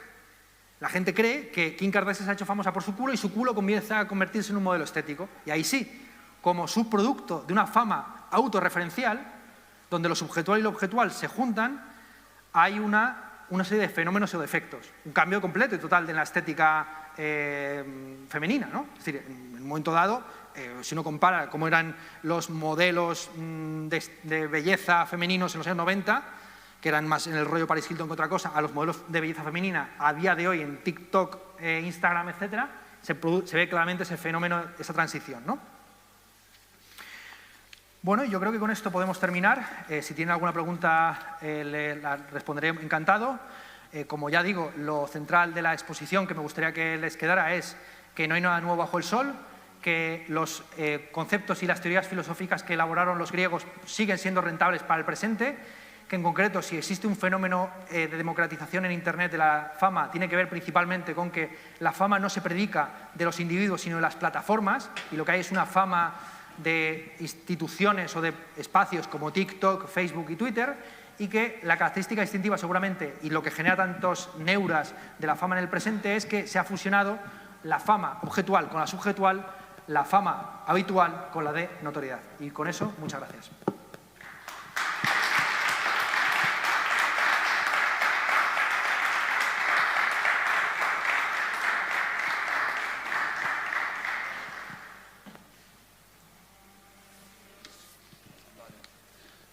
Bueno, hay una pregunta en el chat que pone que cuando hablamos de famosos y su aura, ¿crees que se nace con ella, se hace o que tras una conducta sobresaliente es consecuencia de un bagaje de virtud y el aura es producto de quien observa? ¿Sería pues la admiración del otro lo que crea el aura? Sí. Con el tema del aura, evidentemente aquí el autor de referencia es Walter Benjamin. Walter Benjamin tiene este famoso texto titulado La obra de arte en la época de su reproductividad técnica, donde analiza cómo los medios de comunicación de masas transforman el concepto de obra de arte. Walter Benjamin pensaba que la posibilidad de reproducir una obra de arte acabaría con su aura. El momento en que tú puedes reproducir a escala 1:1 con todo tipo de detalles la Mona Lisa, pues el original que está en el Louvre pierde aura, ¿no? Es decir, tú tienes exactamente casi el mismo cuadro en tu salón, por lo tanto, esa obra original pierde ese valor que tenía como icono irrepetible, ¿no? A juicio de Walter Benjamin, los medios de comunicación de masas lo que hacen es desprestigiar al original. Por tanto, plantea una relación muy paradójica, que es si vamos a valorar más la realidad o su reproducción. Vale. Lo que ha demostrado la historia de los medios de comunicación de masas en el siglo XX es que, lejos de eliminar el aura, lo que hacen los medios de comunicación es acentuarlo, acentuar ese aura y generar lo que José Luis Brea llamó en una ocasión la aura fría. El aura fría es pues, esa capacidad de convocación, de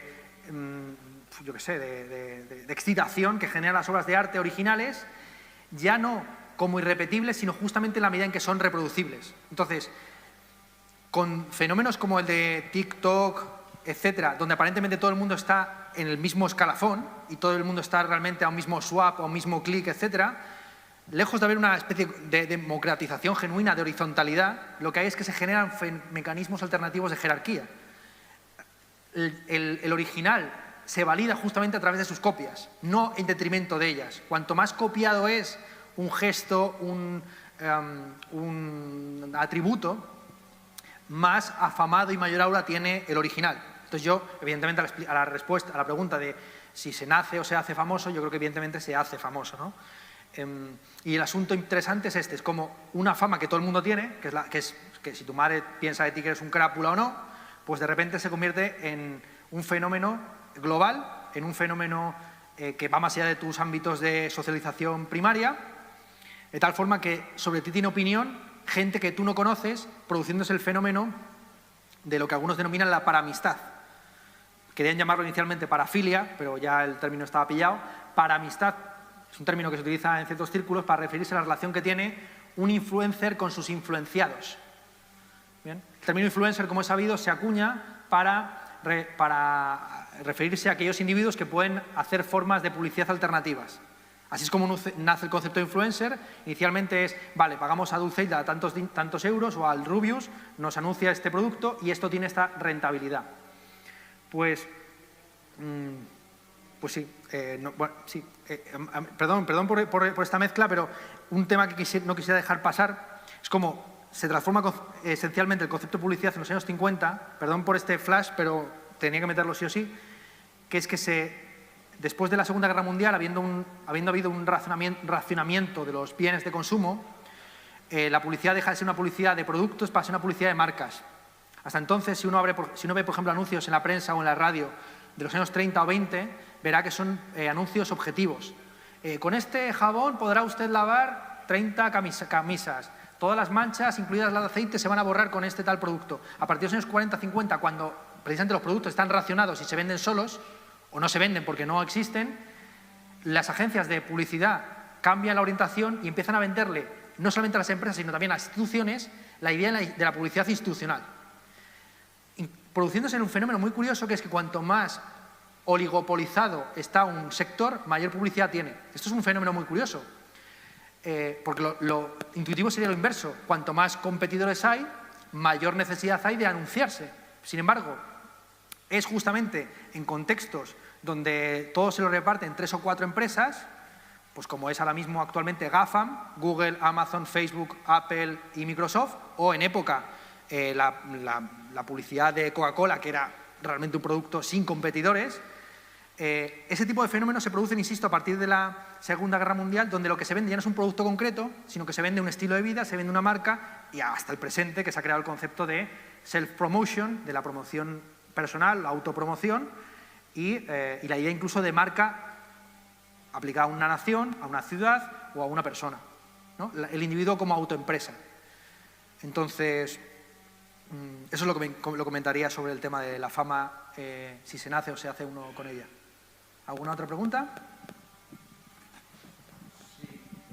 Tenemos otra pregunta en redes, en YouTube, en el chat, y pone que cuando algo, una idea, principio, etcétera, se hace tendencia, ¿está condenado a perder su esencia? Hombre, aquí yo recordaría el famoso tuit de Rejón, del núcleo irradiador, que hablaba justamente de eso, aunque nadie lo entendió, ¿no? Él hablaba de que todo movimiento político tiene que luchar un poco entre la tendencia del núcleo irradiador de irradiar para adentro y la difusión de las ideas, ¿no? Entonces, cuanto más popular es algo, evidentemente más pierde su característica distintiva. La razón por la cual el trap ha muerto, a mi juicio, es por popularidad. Y la muerte por popularidad existe. Es el momento en que, ya no teniendo ninguna resistencia, tampoco existe ninguna definición. Todos los sismos, prácticamente todos los sismos que ha habido, tanto en artes como en política, etcétera, son insultos inicialmente. Feminista es una expresión que acuña, si no recuerdo mal, Dumas, hijo, para referirse a aquellos hombres que apoyan la causa del sufragismo. Feminista era una expresión que en francés significaba algo así como afeminado. Inicialmente se refería a aquellas personas que habían desarrollado tuberculosis y que les salían como unas formas de cáncer o que fuera, que les hacían como que tuvieran tetas, básicamente, ¿vale? Feminista comienza siendo un término técnico de la medicina para referirse a los hombres que les salen pechos, vamos a decirlo rápidamente así, y esto Dumas lo aplica inicialmente, peyorativamente, a los hombres que están a favor de los derechos de la mujer, ¿bien? Posteriormente esto se reapropia por el propio movimiento y así con todo. Impresionista era una expresión que utilizó un crítico de arte para decir, bueno, estos artistas no retratan la realidad, simplemente son dos pinceladas, son unos impresionistas. Trap es una expresión para referirse a la trampa de la droga y así sucesivamente, ¿no? Entonces, ¿la pregunta cuál era? Perdona, que me he liado mucho. Cuando algo... Sí, perdón. Sí, que estoy completamente de acuerdo. Por ahí va un poco la idea, ¿no? Todo se define por sus antagonistas. Si algo no tiene un antagonista, no tiene justamente una definición. Omnis determinatio es negatio. Omnia determinatio que es negatio, que es un lema famoso de Spinoza. Toda determinación es negación. Todo se define por aquello que deja fuera. Me viene un ejemplo un poco raro, pero si España fuera el único Estado mundial, ¿vale? Si realmente fuera, como era en época, un imperio en el que no se ponía el sol, pues ya no tendría límites, ni tendría definiciones, ni tendría fronteras, ¿no? De hecho, en unos debates clásicos del liberalismo español, José Blanco White le dijeron a los liberales españoles que España no necesitaba una constitución porque su constitución era el imperio, y que un imperio no necesita constitución porque no tiene fronteras, porque no tiene límites. Y un imperio llega hasta donde llegan sus ejércitos, ¿no? Entonces sí, evidentemente existe la muerte por fama y existe la muerte por éxito. ¿Hay preguntas por aquí en el público? Sí, hay. Hola, ¿se oye? Sí. Mira, te quería hacer una pregunta relativa al término de fama que hoy en día, bueno, pues se está dando en nuestra sociedad, que hay un trastoque un poco de los valores actuales. Y era referente a la gente que coge fama por hacer algo que no se considera que sea algo bueno para la sociedad. Pues bueno, pues el caso del Dioni, el caso de Isabel Pantoja y un caso así un poco más actual, pues sería el caso de La Manada, esta sociedad que estamos así viviendo, porque lejos de ser un caso que se rechace, aparecen casos iguales, o sea, gente que copia. Y en teoría, o sea, esa gente coge fama. No debería, por la trascendencia social que transmiten, pero está ocurriendo. Entonces, no sé si me podrías dar cuáles son alguna clave porque esas conductas que tendrían que ser rechazadas por la sociedad, pues cogen fama y son imitadas. Claro.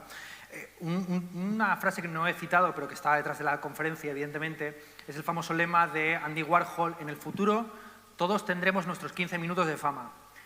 La tesis mía es que Warhol estuvo en lo cierto, pero no en términos temporales, sino más bien demográficos. Todo el mundo será famoso, no durante 15 minutos, sino para al menos 15 personas.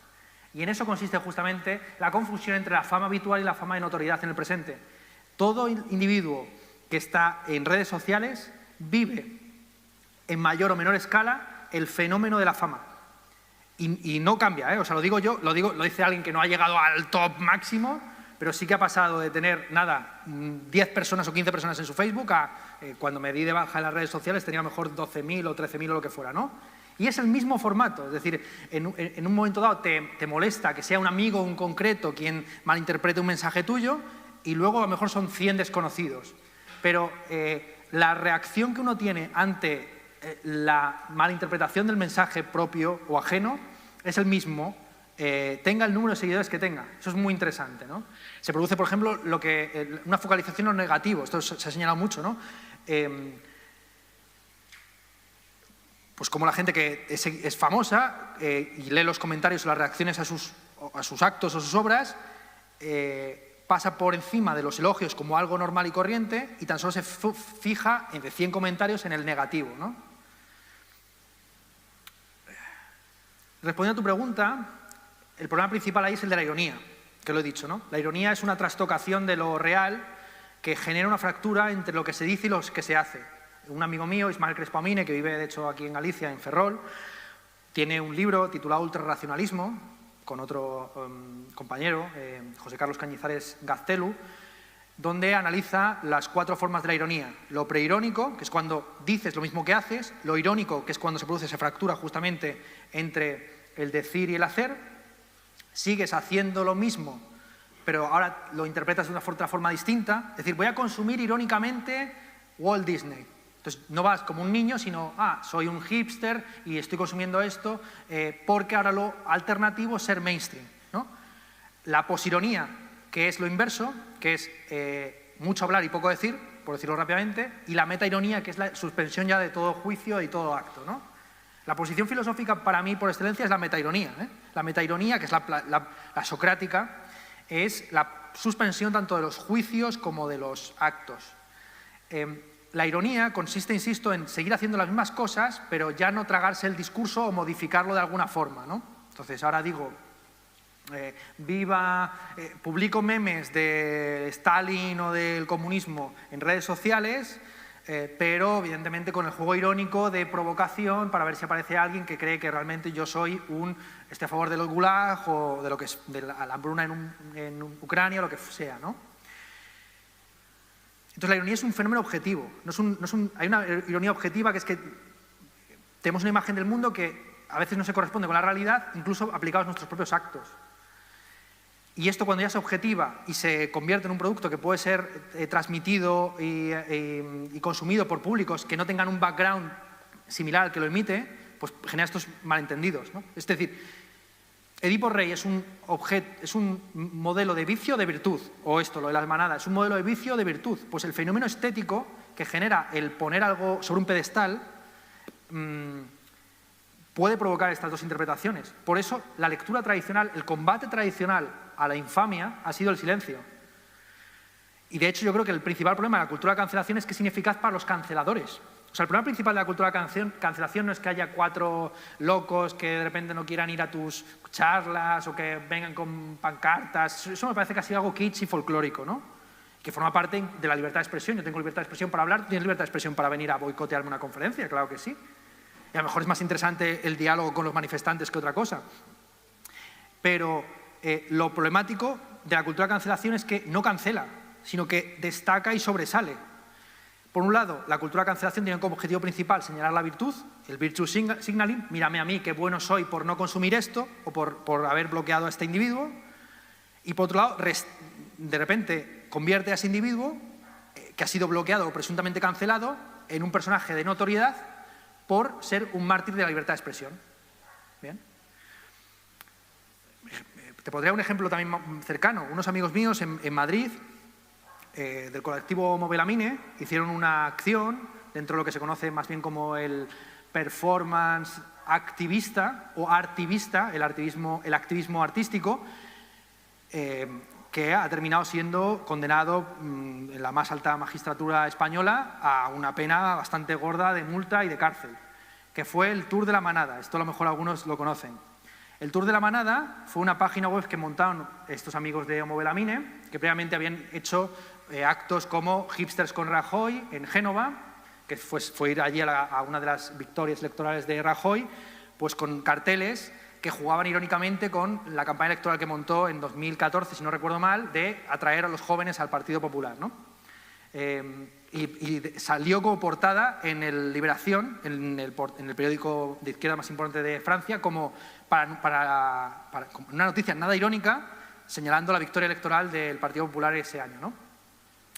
De nuevo, la paradoja de si algo es irónico o no. Estos también hicieron otra muy gorda, que fue desplegar en medio de la manifestación del 8 de marzo de 2018 una bandera de España de 12 metros en Gran Vía con el lema «Viva España feminista». Claro, y eso petó la cabeza. O sea, literalmente, de repente, el vídeo está en internet, busquen ustedes «Viva España feminista», y verán gente que primero aplaude, luego no sabe qué hacer, porque claro, sí, que realmente queremos convertir a España en feminista, pero de alguna forma esa bandera no nos representa. Este es un tema... Y al final, ¿qué pasó? Unos machirulos de izquierda subieron a descolgar la bandera colocada por unas feministas irónicas. Este es un juego constante, inevitable, por otro lado, ¿no? Entonces... no quiero dejar de contar lo del Tour de la Manada. El Tour de la Manada consistía básicamente en visibilizar cómo los medios de comunicación habían instrumentalizado la violación, hasta tal punto que prácticamente todos los medios de comunicación sacaron mapas de Pamplona donde aparecían los lugares de la violación como si fueran estaciones de metro o paradas de autobús. Pues aquí la acorralaron contra una esquina, este fue el banco donde finalmente hicieron tal y cual, este fue el hotel en el que intentaron alquilar una habitación, ¿no? Y era como una especie de recorrido, ¿no? De tal hora pasó esto, Y lo que hicieron ellos fue simplemente visibilizar eso por medio de una acción que era vamos a montar, fake total, un tour de la Manada donde se regalarán calcomanías del Perla, imitando las tatuajes del Perla, por la ciudad de Pamplona. Pues bien, esto que era claramente un fake total desde el minuto 1, por la trayectoria de los organizadores, etcétera, fue interpretado sistemáticamente como un verdadero negocio, como si hubiera alguien que quisiera lucrarse haciendo tours por los lugares de la violación de la Manada, y este hombre así fue llevado a juicio, condenado, y la sentencia ha sido confirmada por el no sé cuál, el Constitucional, el Supremo, el que fuera, ¿no? Entonces, y en ningún momento de todo el juicio mediático y real se especificó que se trataba de una ironía, de una denuncia de los medios de comunicación y su instrumentación, ¿no? Entonces, pero es que, de nuevo, la ironía también forma parte de la realidad y también se te puede juzgar por hacer actos presuntamente irónicos. Decía André Breton que no hay mejor acto artístico que salir a la calle a pegar tiros. Pues claro, aquí podría parecer un surrealista y no decir suscríbanse a PewDiePie, sino viva el surrealismo francés, ¿no? O viva André Breton. ¿André Breton? Perdón, que hay otro Breton por ahí que no... José Breton, ¿no? Hay muchos bretones por ahí. André Breton, el famoso surrealista francés, ¿no? Entonces, claro, pero hacer una performance, hacer una obra de arte que tenga un componente criminal sigue siendo un crimen, aunque sea al mismo tiempo arte, ¿no? Entonces, ahí yo establecería esa diferencia, insisto, que siempre he señalado entre estética y ética. Hay obras de arte que son criminales, pero no por ello dejan de ser buenas obras artísticas. Un ejemplo que me ha traído por el camino, por el mal camino, ha sido señalar siempre la calidad estética de los vídeos de ISIS. ISIS, en época, llegó a imitar a Assassin's Creed, a una serie de videojuegos de guerra, etcétera, en sus ejecuciones, que eran grabadas con 7 u 8 a veces cámaras, y siguiendo una estética tipo Call of Duty y demás, muy bien montada y muy bien grabada, con una alta calidad. Y entonces eso, desde un punto de vista estético, puede tener una belleza que, no obstante, no refuta o no elimina la depravación moral o ética de esos actos, ¿no? Entonces, mucha gente termina convenciéndose del valor ético de ciertos actos por su esplendor estético. Entonces yo creo que va por ahí, ¿no? Como la gloria, el resplandor, se puede convertir en un momento dado en buena fama. Eso, por ahí iría un poco la explicación de cómo los contraejemplos se convierten finalmente en ejemplos positivos. ¿Alguna otra pregunta? Sí, aquí, César. más que una pregunta, una breve reflexión al hilo de toda la intervención, que me pareció fantástica. Y lo que se comentaba ahora, hay, por ejemplo, yo ahora cuando estabas hablando sobre la pregunta anterior, me vino a la cabeza para mí un ejemplo paradigmático de lo que es la tematización de la fama de lo infame, que es la película de John Waters, Pink Flamingos, ¿no? Cómo esas dos familias compiten precisamente por ser las más guarras del mundo, ¿no? Dicen en el hilo de la película, y es brutal cómo se produce esa tematización de la fama de lo infame, ¿no? Entonces, yo, al hilo de toda la reflexión que hacías, me quedé con una cuestión que me pareció muy interesante, que es cómo la fama, que se considera probablemente un fenómeno individual o que afecta a un individuo, cómo al final en el terreno de las redes sociales está casi produciéndose una quiebra de todo lo que se entendía por fama, porque a veces ya parece que la verdadera fama reside, lo decías tú antes, en la propia plataforma. Ya desaparece el concepto del individuo famoso porque queda totalmente absorbido por la plataforma. Entonces, se ve como la fama a lo largo de la historia pues, se va moviendo en un proceso aporético entre fama subjetual, individual, o sea, subjetual-objetual, fama, decías, de notoriedad o la fama individual, y cómo de repente se produce este salto de escenario, es decir, las redes sociales quiebran el escenario clásico de la fama, la trasladan a un nuevo escenario de tal manera que el individuo, el famoso, queda totalmente eliminado per se por la propia fama de la plataforma, ¿no? Y entonces, ¿cómo eso creo que puede provocar, de alguna manera, en los individuos en general y en la sociedad en general, una ruptura entre lo que es el escenario real y el escenario virtual? Es decir, cuando tú te movías en el ámbito de la fama, en el escenario, digamos, real, ¿no? Tienes una serie de fundamentos o de apegos a esa propia realidad, cuestiones morales y de todo tipo, que te van determinando unas líneas rojas que no puedes traspasar. En el momento en el que revientes ese escenario, te trasladas a otro en el que ya no existen ese tipo de anclajes, y ahí se producen estos fenómenos de fama de lo infame, digamos, ¿no? Entonces, me parece muy interesante cómo estamos en un punto en el que se puede correr quizás el riesgo de, en este nuevo escenario, que ha reventado el escenario anterior, perder totalmente el apego, la relación con lo que era el escenario clásico de nuestra vida, de nuestro juego vital, ¿no?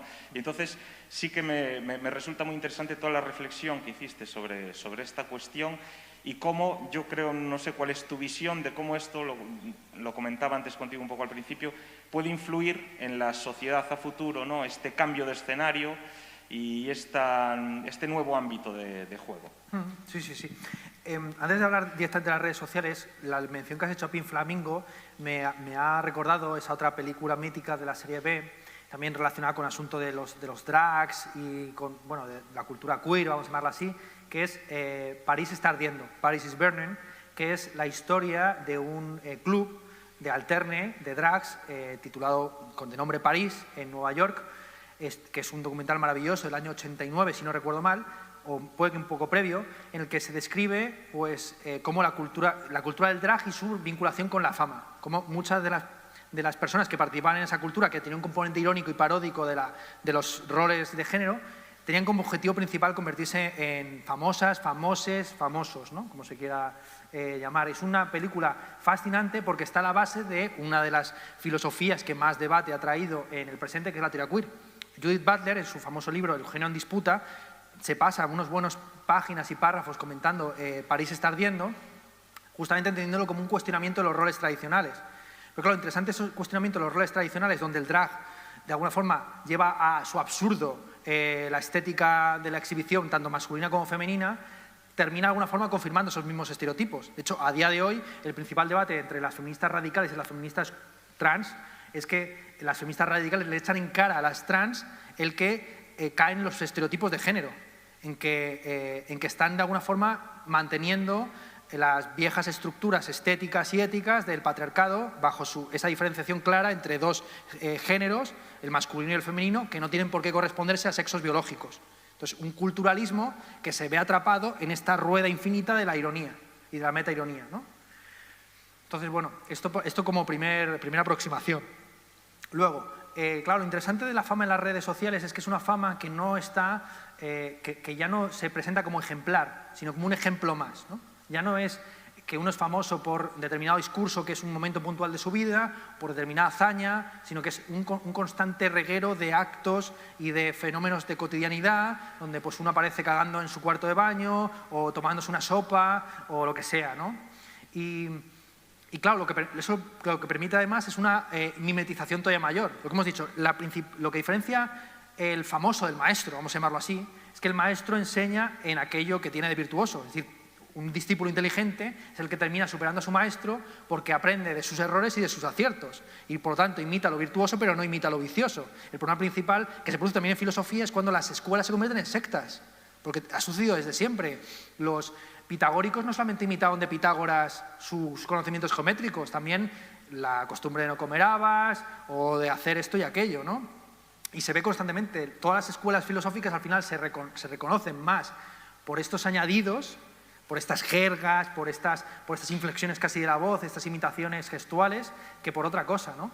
Entonces yo no sé hasta qué punto, insisto, una fama que bebe de lo cotidiano en vez de lo excepcional o de lo profesional, pues desvincula o no de la realidad. Para mí la principal desvinculación de la realidad tiene que ver con cómo el famoso, al estar recibiendo constantemente imágenes especulares de sí mismo, ya no conoce la realidad, conoce lo que la realidad dice de sí mismo. El problema en Internet, ya digo, es que todo el mundo tiene al menos 15 personas que opinan de él, le responden, le replican, con lo cual ya está en un círculo vicioso, autorreferencial, donde Facebook tan solo te recomienda tú, en base a tus propios intereses o tus consumos o compras previas. Eso sucede en todas las plataformas, en Google, en Amazon, en Facebook, te enseñan lo que tú ya quieres ver, pero no sabes que quieres ver, ¿no? Entonces, pero esto no es algo novedoso, de nuevo, porque hace poco tuve una intervención en televisión hablando sobre el tema de la relación entre padres e hijos y el bullying y demás, y entonces allí se hablaba de las redes sociales como el origen de todos los males. Yo espero que no sea el discurso que aquí se esté transmitiendo, aunque yo no soy tampoco dueño de la recepción que ustedes hagan de mis palabras. Es más bien al contrario, ¿no? Es decir, en Internet existe todo está a un clic de distancia, es decir, tú tienes ahí discursos de Jordan Peterson, un clic de distancia de discursos de Ernesto Laclau, pongamos por caso, ¿no? Para hablar de dos referentes como izquierda y derecha. El problema es que hay un círculo, una espiral viciosa de tus preferencias que en ocasiones, por razones X, te puede llevar incluso a ver cosas del adversario ideológico, moral o ético, ¿no? Que se presentan inicialmente como modelos de vicio, pero que en ocasiones pueden convertirse en modelos de virtud. La famosa doctrina Breitbart, aplicada primero por Donald Trump en Estados Unidos y luego por casi todos los partidos de nueva derecha o derecha alternativa o como se quiera ver, que consiste en pagar publicidad en las redes sociales para que aparezca a tus antagonistas políticos o sociales. En España, por ejemplo, he sabido que Vox paga, y supongo que muchos otros partidos, bueno, a mí me lo llegó a decir incluso un youtuber que asesoraba electoralmente a Esquerra Republicana y Podemos, que pagaban en anuncios en redes sociales donde aparecían discursos muy contundentes contra la derecha, con el objetivo de que apareciera en los timelines de votantes tradicionales del Partido Popular o de la derecha en sentido amplio, para que reaccionando negativamente ante esa publicidad, esos contenidos se viralizaran, convirtiendo de esta forma a los haters en publicistas por otras vías, de tal forma que además esos contenidos llegaban a su espectador tradicional y genuino con el aura del victimato. Esto es maravilloso, es perverso y maquiavélico, pero es real. Utilizar a tus críticos como publicistas que además le dan ese barniz que a día de hoy es indiscutible, que es el barniz del victimato. Es decir, a día de hoy no hay sujeto político privilegiado por encima de la víctima. En época podría ser la clase trabajadora, la nación, el pueblo de Dios, lo que fuera, ¿no? A día de hoy, el sujeto político indiscutido es la víctima. Es decir, a la víctima no se le pone ni una tilde, no se le tacha ni una coma, nada. Y bueno, por ahí iría un poco la reflexión mía. Que no sé hasta qué, y volviendo a la pregunta, es que no estoy muy seguro de qué es lo real. Claro, el problema principal aquí es plantear qué cojones es lo real, que es un tema filosófico fascinante, de si también es real lo idético, si es real lo digital o lo virtual. Hombre, no quisiera tampoco concentrarlo en tu figura, ¿no? Pero habiendo trabajado la figura de Deleuze, como sabes, Deleuze es un filósofo también muy interesante para todos estos asuntos, pues tiene una filosofía de lo virtual que cuestiona y remueve nuestro concepto genuino de lo real como lo físico, ¿no? Como lo que está aquí a la mano. ¿Alguna otra pregunta? Sí, estábamos recogiendo preguntas y vemos una pregunta de Condiosban en YouTube, en el chat, y dice, ¿y no se vuelve a transformar ese concepto de publicidad hace pocos años con la mejora de algoritmos de búsqueda y el análisis Big Data, modulando estéticas al grupo del mejor pagador? Sí, es lo que hemos comentado. Si queréis, cogemos varias preguntas y las voy respondiendo. No sé cómo vamos de tiempo. Es la última pregunta que encontramos en YouTube. Vale. Y si quieres pasamos al público. Vale, si queréis hacer alguna pregunta, porque no sé cómo vamos de tiempo, si podemos estar un poco más de tiempo o no, pero si hay alguna pregunta aquí en el público sí que quisiera recogerla, porque realmente esta pregunta lo que hace es referirse a lo que justo acabo de decir. ¿Sí? Sí, de hecho la pregunta se acaba de eliminar de... Ah, vale. Entiendo que es por... Vale, ¿se me escucha? Sí. Bueno, yo no sé si tiene mucho que ver, pero quería poner el foco más que en el famoso, en el género fandom. Y más que una pregunta, era hacer una... No sé si alguna vez has reflexionado sobre esta creación de comunidades virtuales. Por ejemplo, se me ocurre pues eso, lo que hablabas de Juegos de Tronos o por ejemplo, ahora este fandom que hay con los grupos de música K-pop. Pues, no sé, he pensado que a lo mejor, pues antes cuando no existían, no tanto las redes sociales, sino Internet, porque, bueno, antes de las redes sociales había, pues, espacios como foros o así, que sirven un poco como sitios para la gente, como para sentirse en comunidad.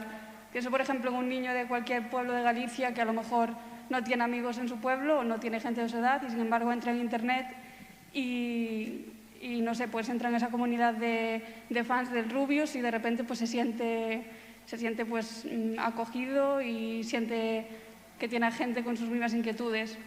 Lo mismo que podía pasar antes, por ejemplo, cuando no existía pues Internet, venir a una iglesia todos los domingos era encontrarse en comunidad con la gente del pueblo, pero también pues como ser fan de la religión cristiana, ¿no? Ah, sí, sí.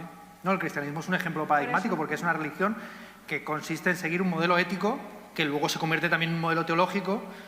Yo creo que principalmente a partir de las interpretaciones de Orígenes, que entiende que el cristianismo no es simplemente, insisto, pues una escuela de virtud, sino que también es un discurso sobre Dios.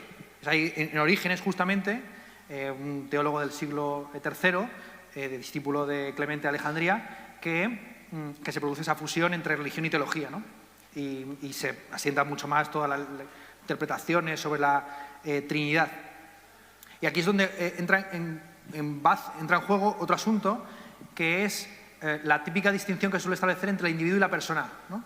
Persona viene del latín personare, para sonar, era la expresión que se utilizaba para referirse a las máscaras del teatro que se veían como micrófonos. En época no existían estos inventos, y era la propia acústica del anfiteatro, sumada a, insisto, la capacidad de resonancia de la máscara, lo que hacía que uno pudiera ser escuchado en las últimas filas del teatro. Entonces, la personalidad es la máscara jurídica que uno tiene ante los demás. Ese concepto de personalidad, como asociado a los roles que uno desempeña en el espacio público, luego, posteriormente, se convierte en algo subjetivo a través de toda la filosofía de la antigüedad tardía y del comienzo del cristianismo, muy sencillamente Boecio y San Agustín. Boecio le da la famosa definición de persona como sujeto racional individual, sustancia racional individual, y San Agustín introduce todos los elementos de la subjetividad moderna. Es decir, San Agustín, con sus confesiones y otra serie de consideraciones, ya contempla al sujeto como no solamente un sujeto racional, sino como un sujeto emotivo, volitivo, que duda, que piensa, que sospecha, que hierra. De hecho, en San Agustín se encuentra el primer cogito ergo sum, definido como si falor sum. Si hierro, quiere decir que existe una verdad que me trasciende y esa verdad no puede tener otro origen que no sea Dios, que es un poco la demostración de la existencia de Dios, la primera que utiliza Descartes en sus meditaciones, ¿no? Entonces, yo creo que has dado con un tema central, que es la cuestión de la identidad en el presente.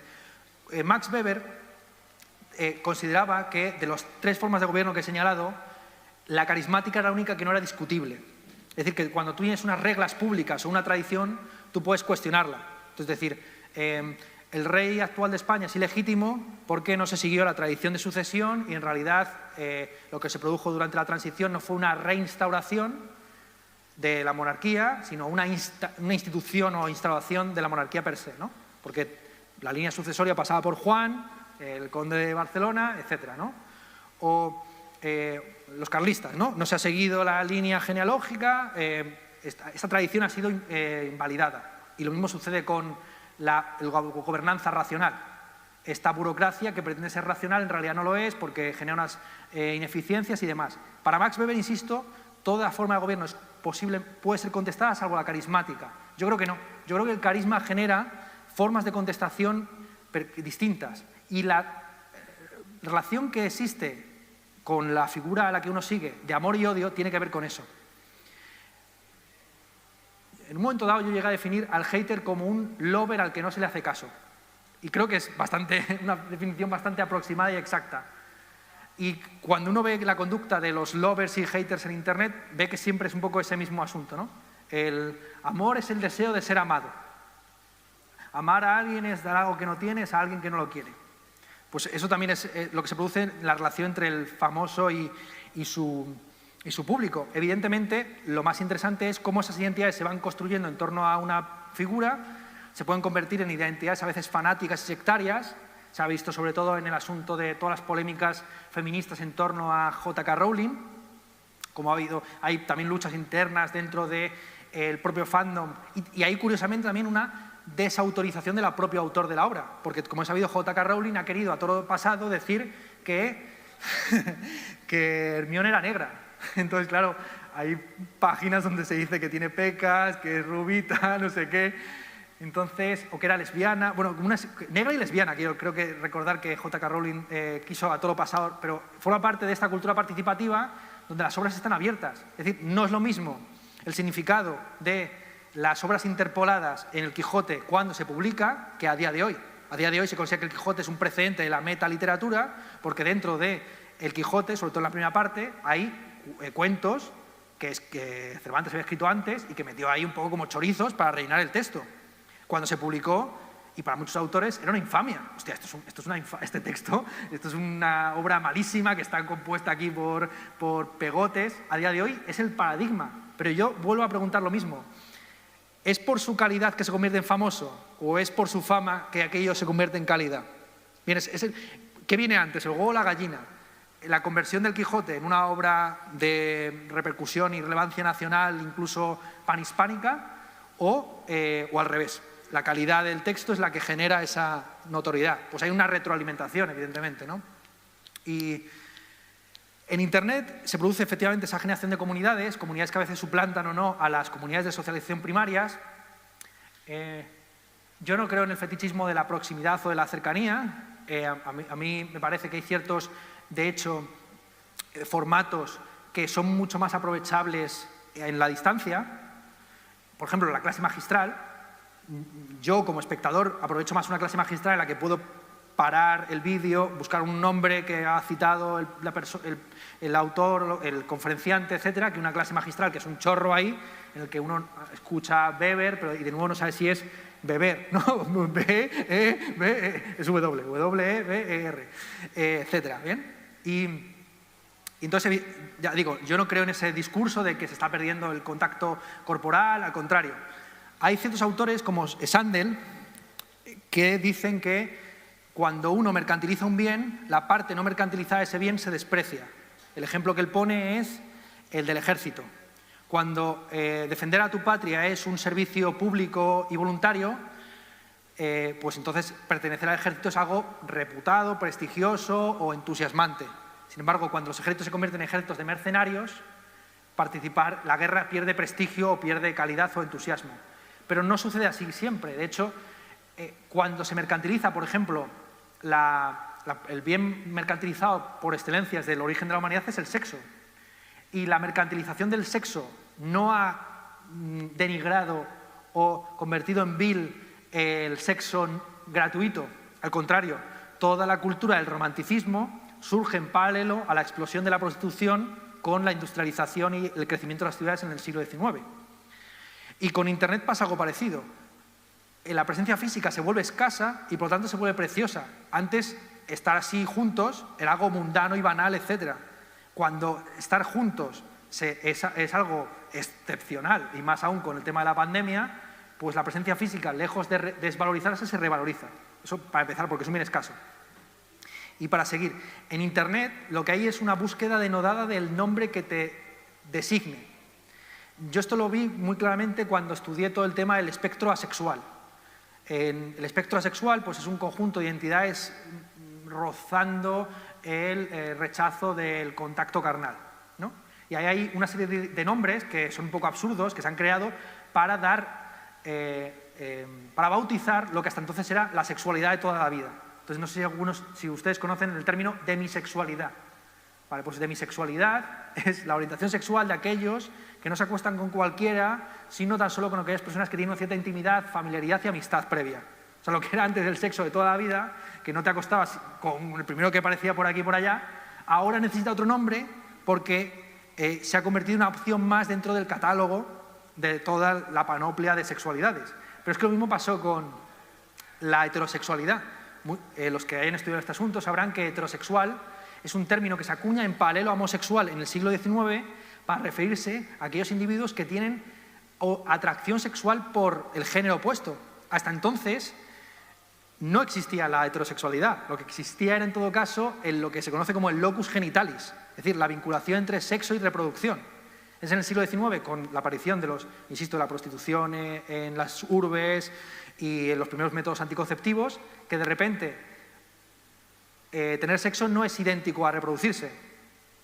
Y aparece en paralelo, insisto, la heterosexualidad, que era algo que se tenía, pero que no se sabía que se tenía, como aquel personaje de Molière que hablaba en prosa sin saberlo. Pues un poco por ahí iría el asunto. ¿Alguna otra pregunta? Bueno, salvo que los organizadores ya digan que basta. No hay más preguntas. No sé si alguien aquí quiere hacer alguna pregunta, pero de momento no hay más preguntas. Con lo cual voy a cerrar la jornada. Y me voy a poner... Bueno, te pones la máscara, me la quito yo. Nada, pues sin más, creo que es momento ahora ya de cerrar esta semana de las industrias culturales y creativas y momento también de agradecer, pues por supuesto, a Ernesto que haya venido en un momento, por lo menos, no sé cómo llamarlo, pero complicado. Agradecer desde atrás hacia adelante a todas las personas que han estado trabajando en este evento y trabajan en muchos otros que se pueden hacer de forma segura. Por supuesto, a la gente que está aquí, que ha venido y que sigue asistiendo a eventos. Invitarlos a que sigan asistiendo muchos más porque, como veis, se pueden hacer y se harán. A la gente de control de accesos, a los acomodadores y acomodadoras, al personal de desinfección, el personal técnico de sonido, iluminación, cámaras, comunicación, hospitalidad, fotógrafos, bueno, todo el personal que está trabajando día a día en eventos. Y bueno, es un poco un agradecimiento y un homenaje que me apetecía trasladar, porque no hay gente que nos está viendo aquí, pero también hay gente que nos está viendo en YouTube. Por supuesto, a la Administración y a las administraciones que siguen apoyando estos eventos, al Concello de Ribadavia por aceptarnos y por acogernos en este pueblo tan maravilloso que es Ribadavia, y a la gente que está en YouTube o que lo vaya a ver en el futuro, pues que venga a este pueblo porque es una joya. Y despedir esta semana que ha sido pues hecha y creemos que con toda la dignidad y toda la necesidad que tenía crear un evento como este en un tiempo como este. Y sin más, pues saludar a todo mi equipo y agradecer a toda la gente que ha venido hoy. Un saludo y hasta siempre, espero.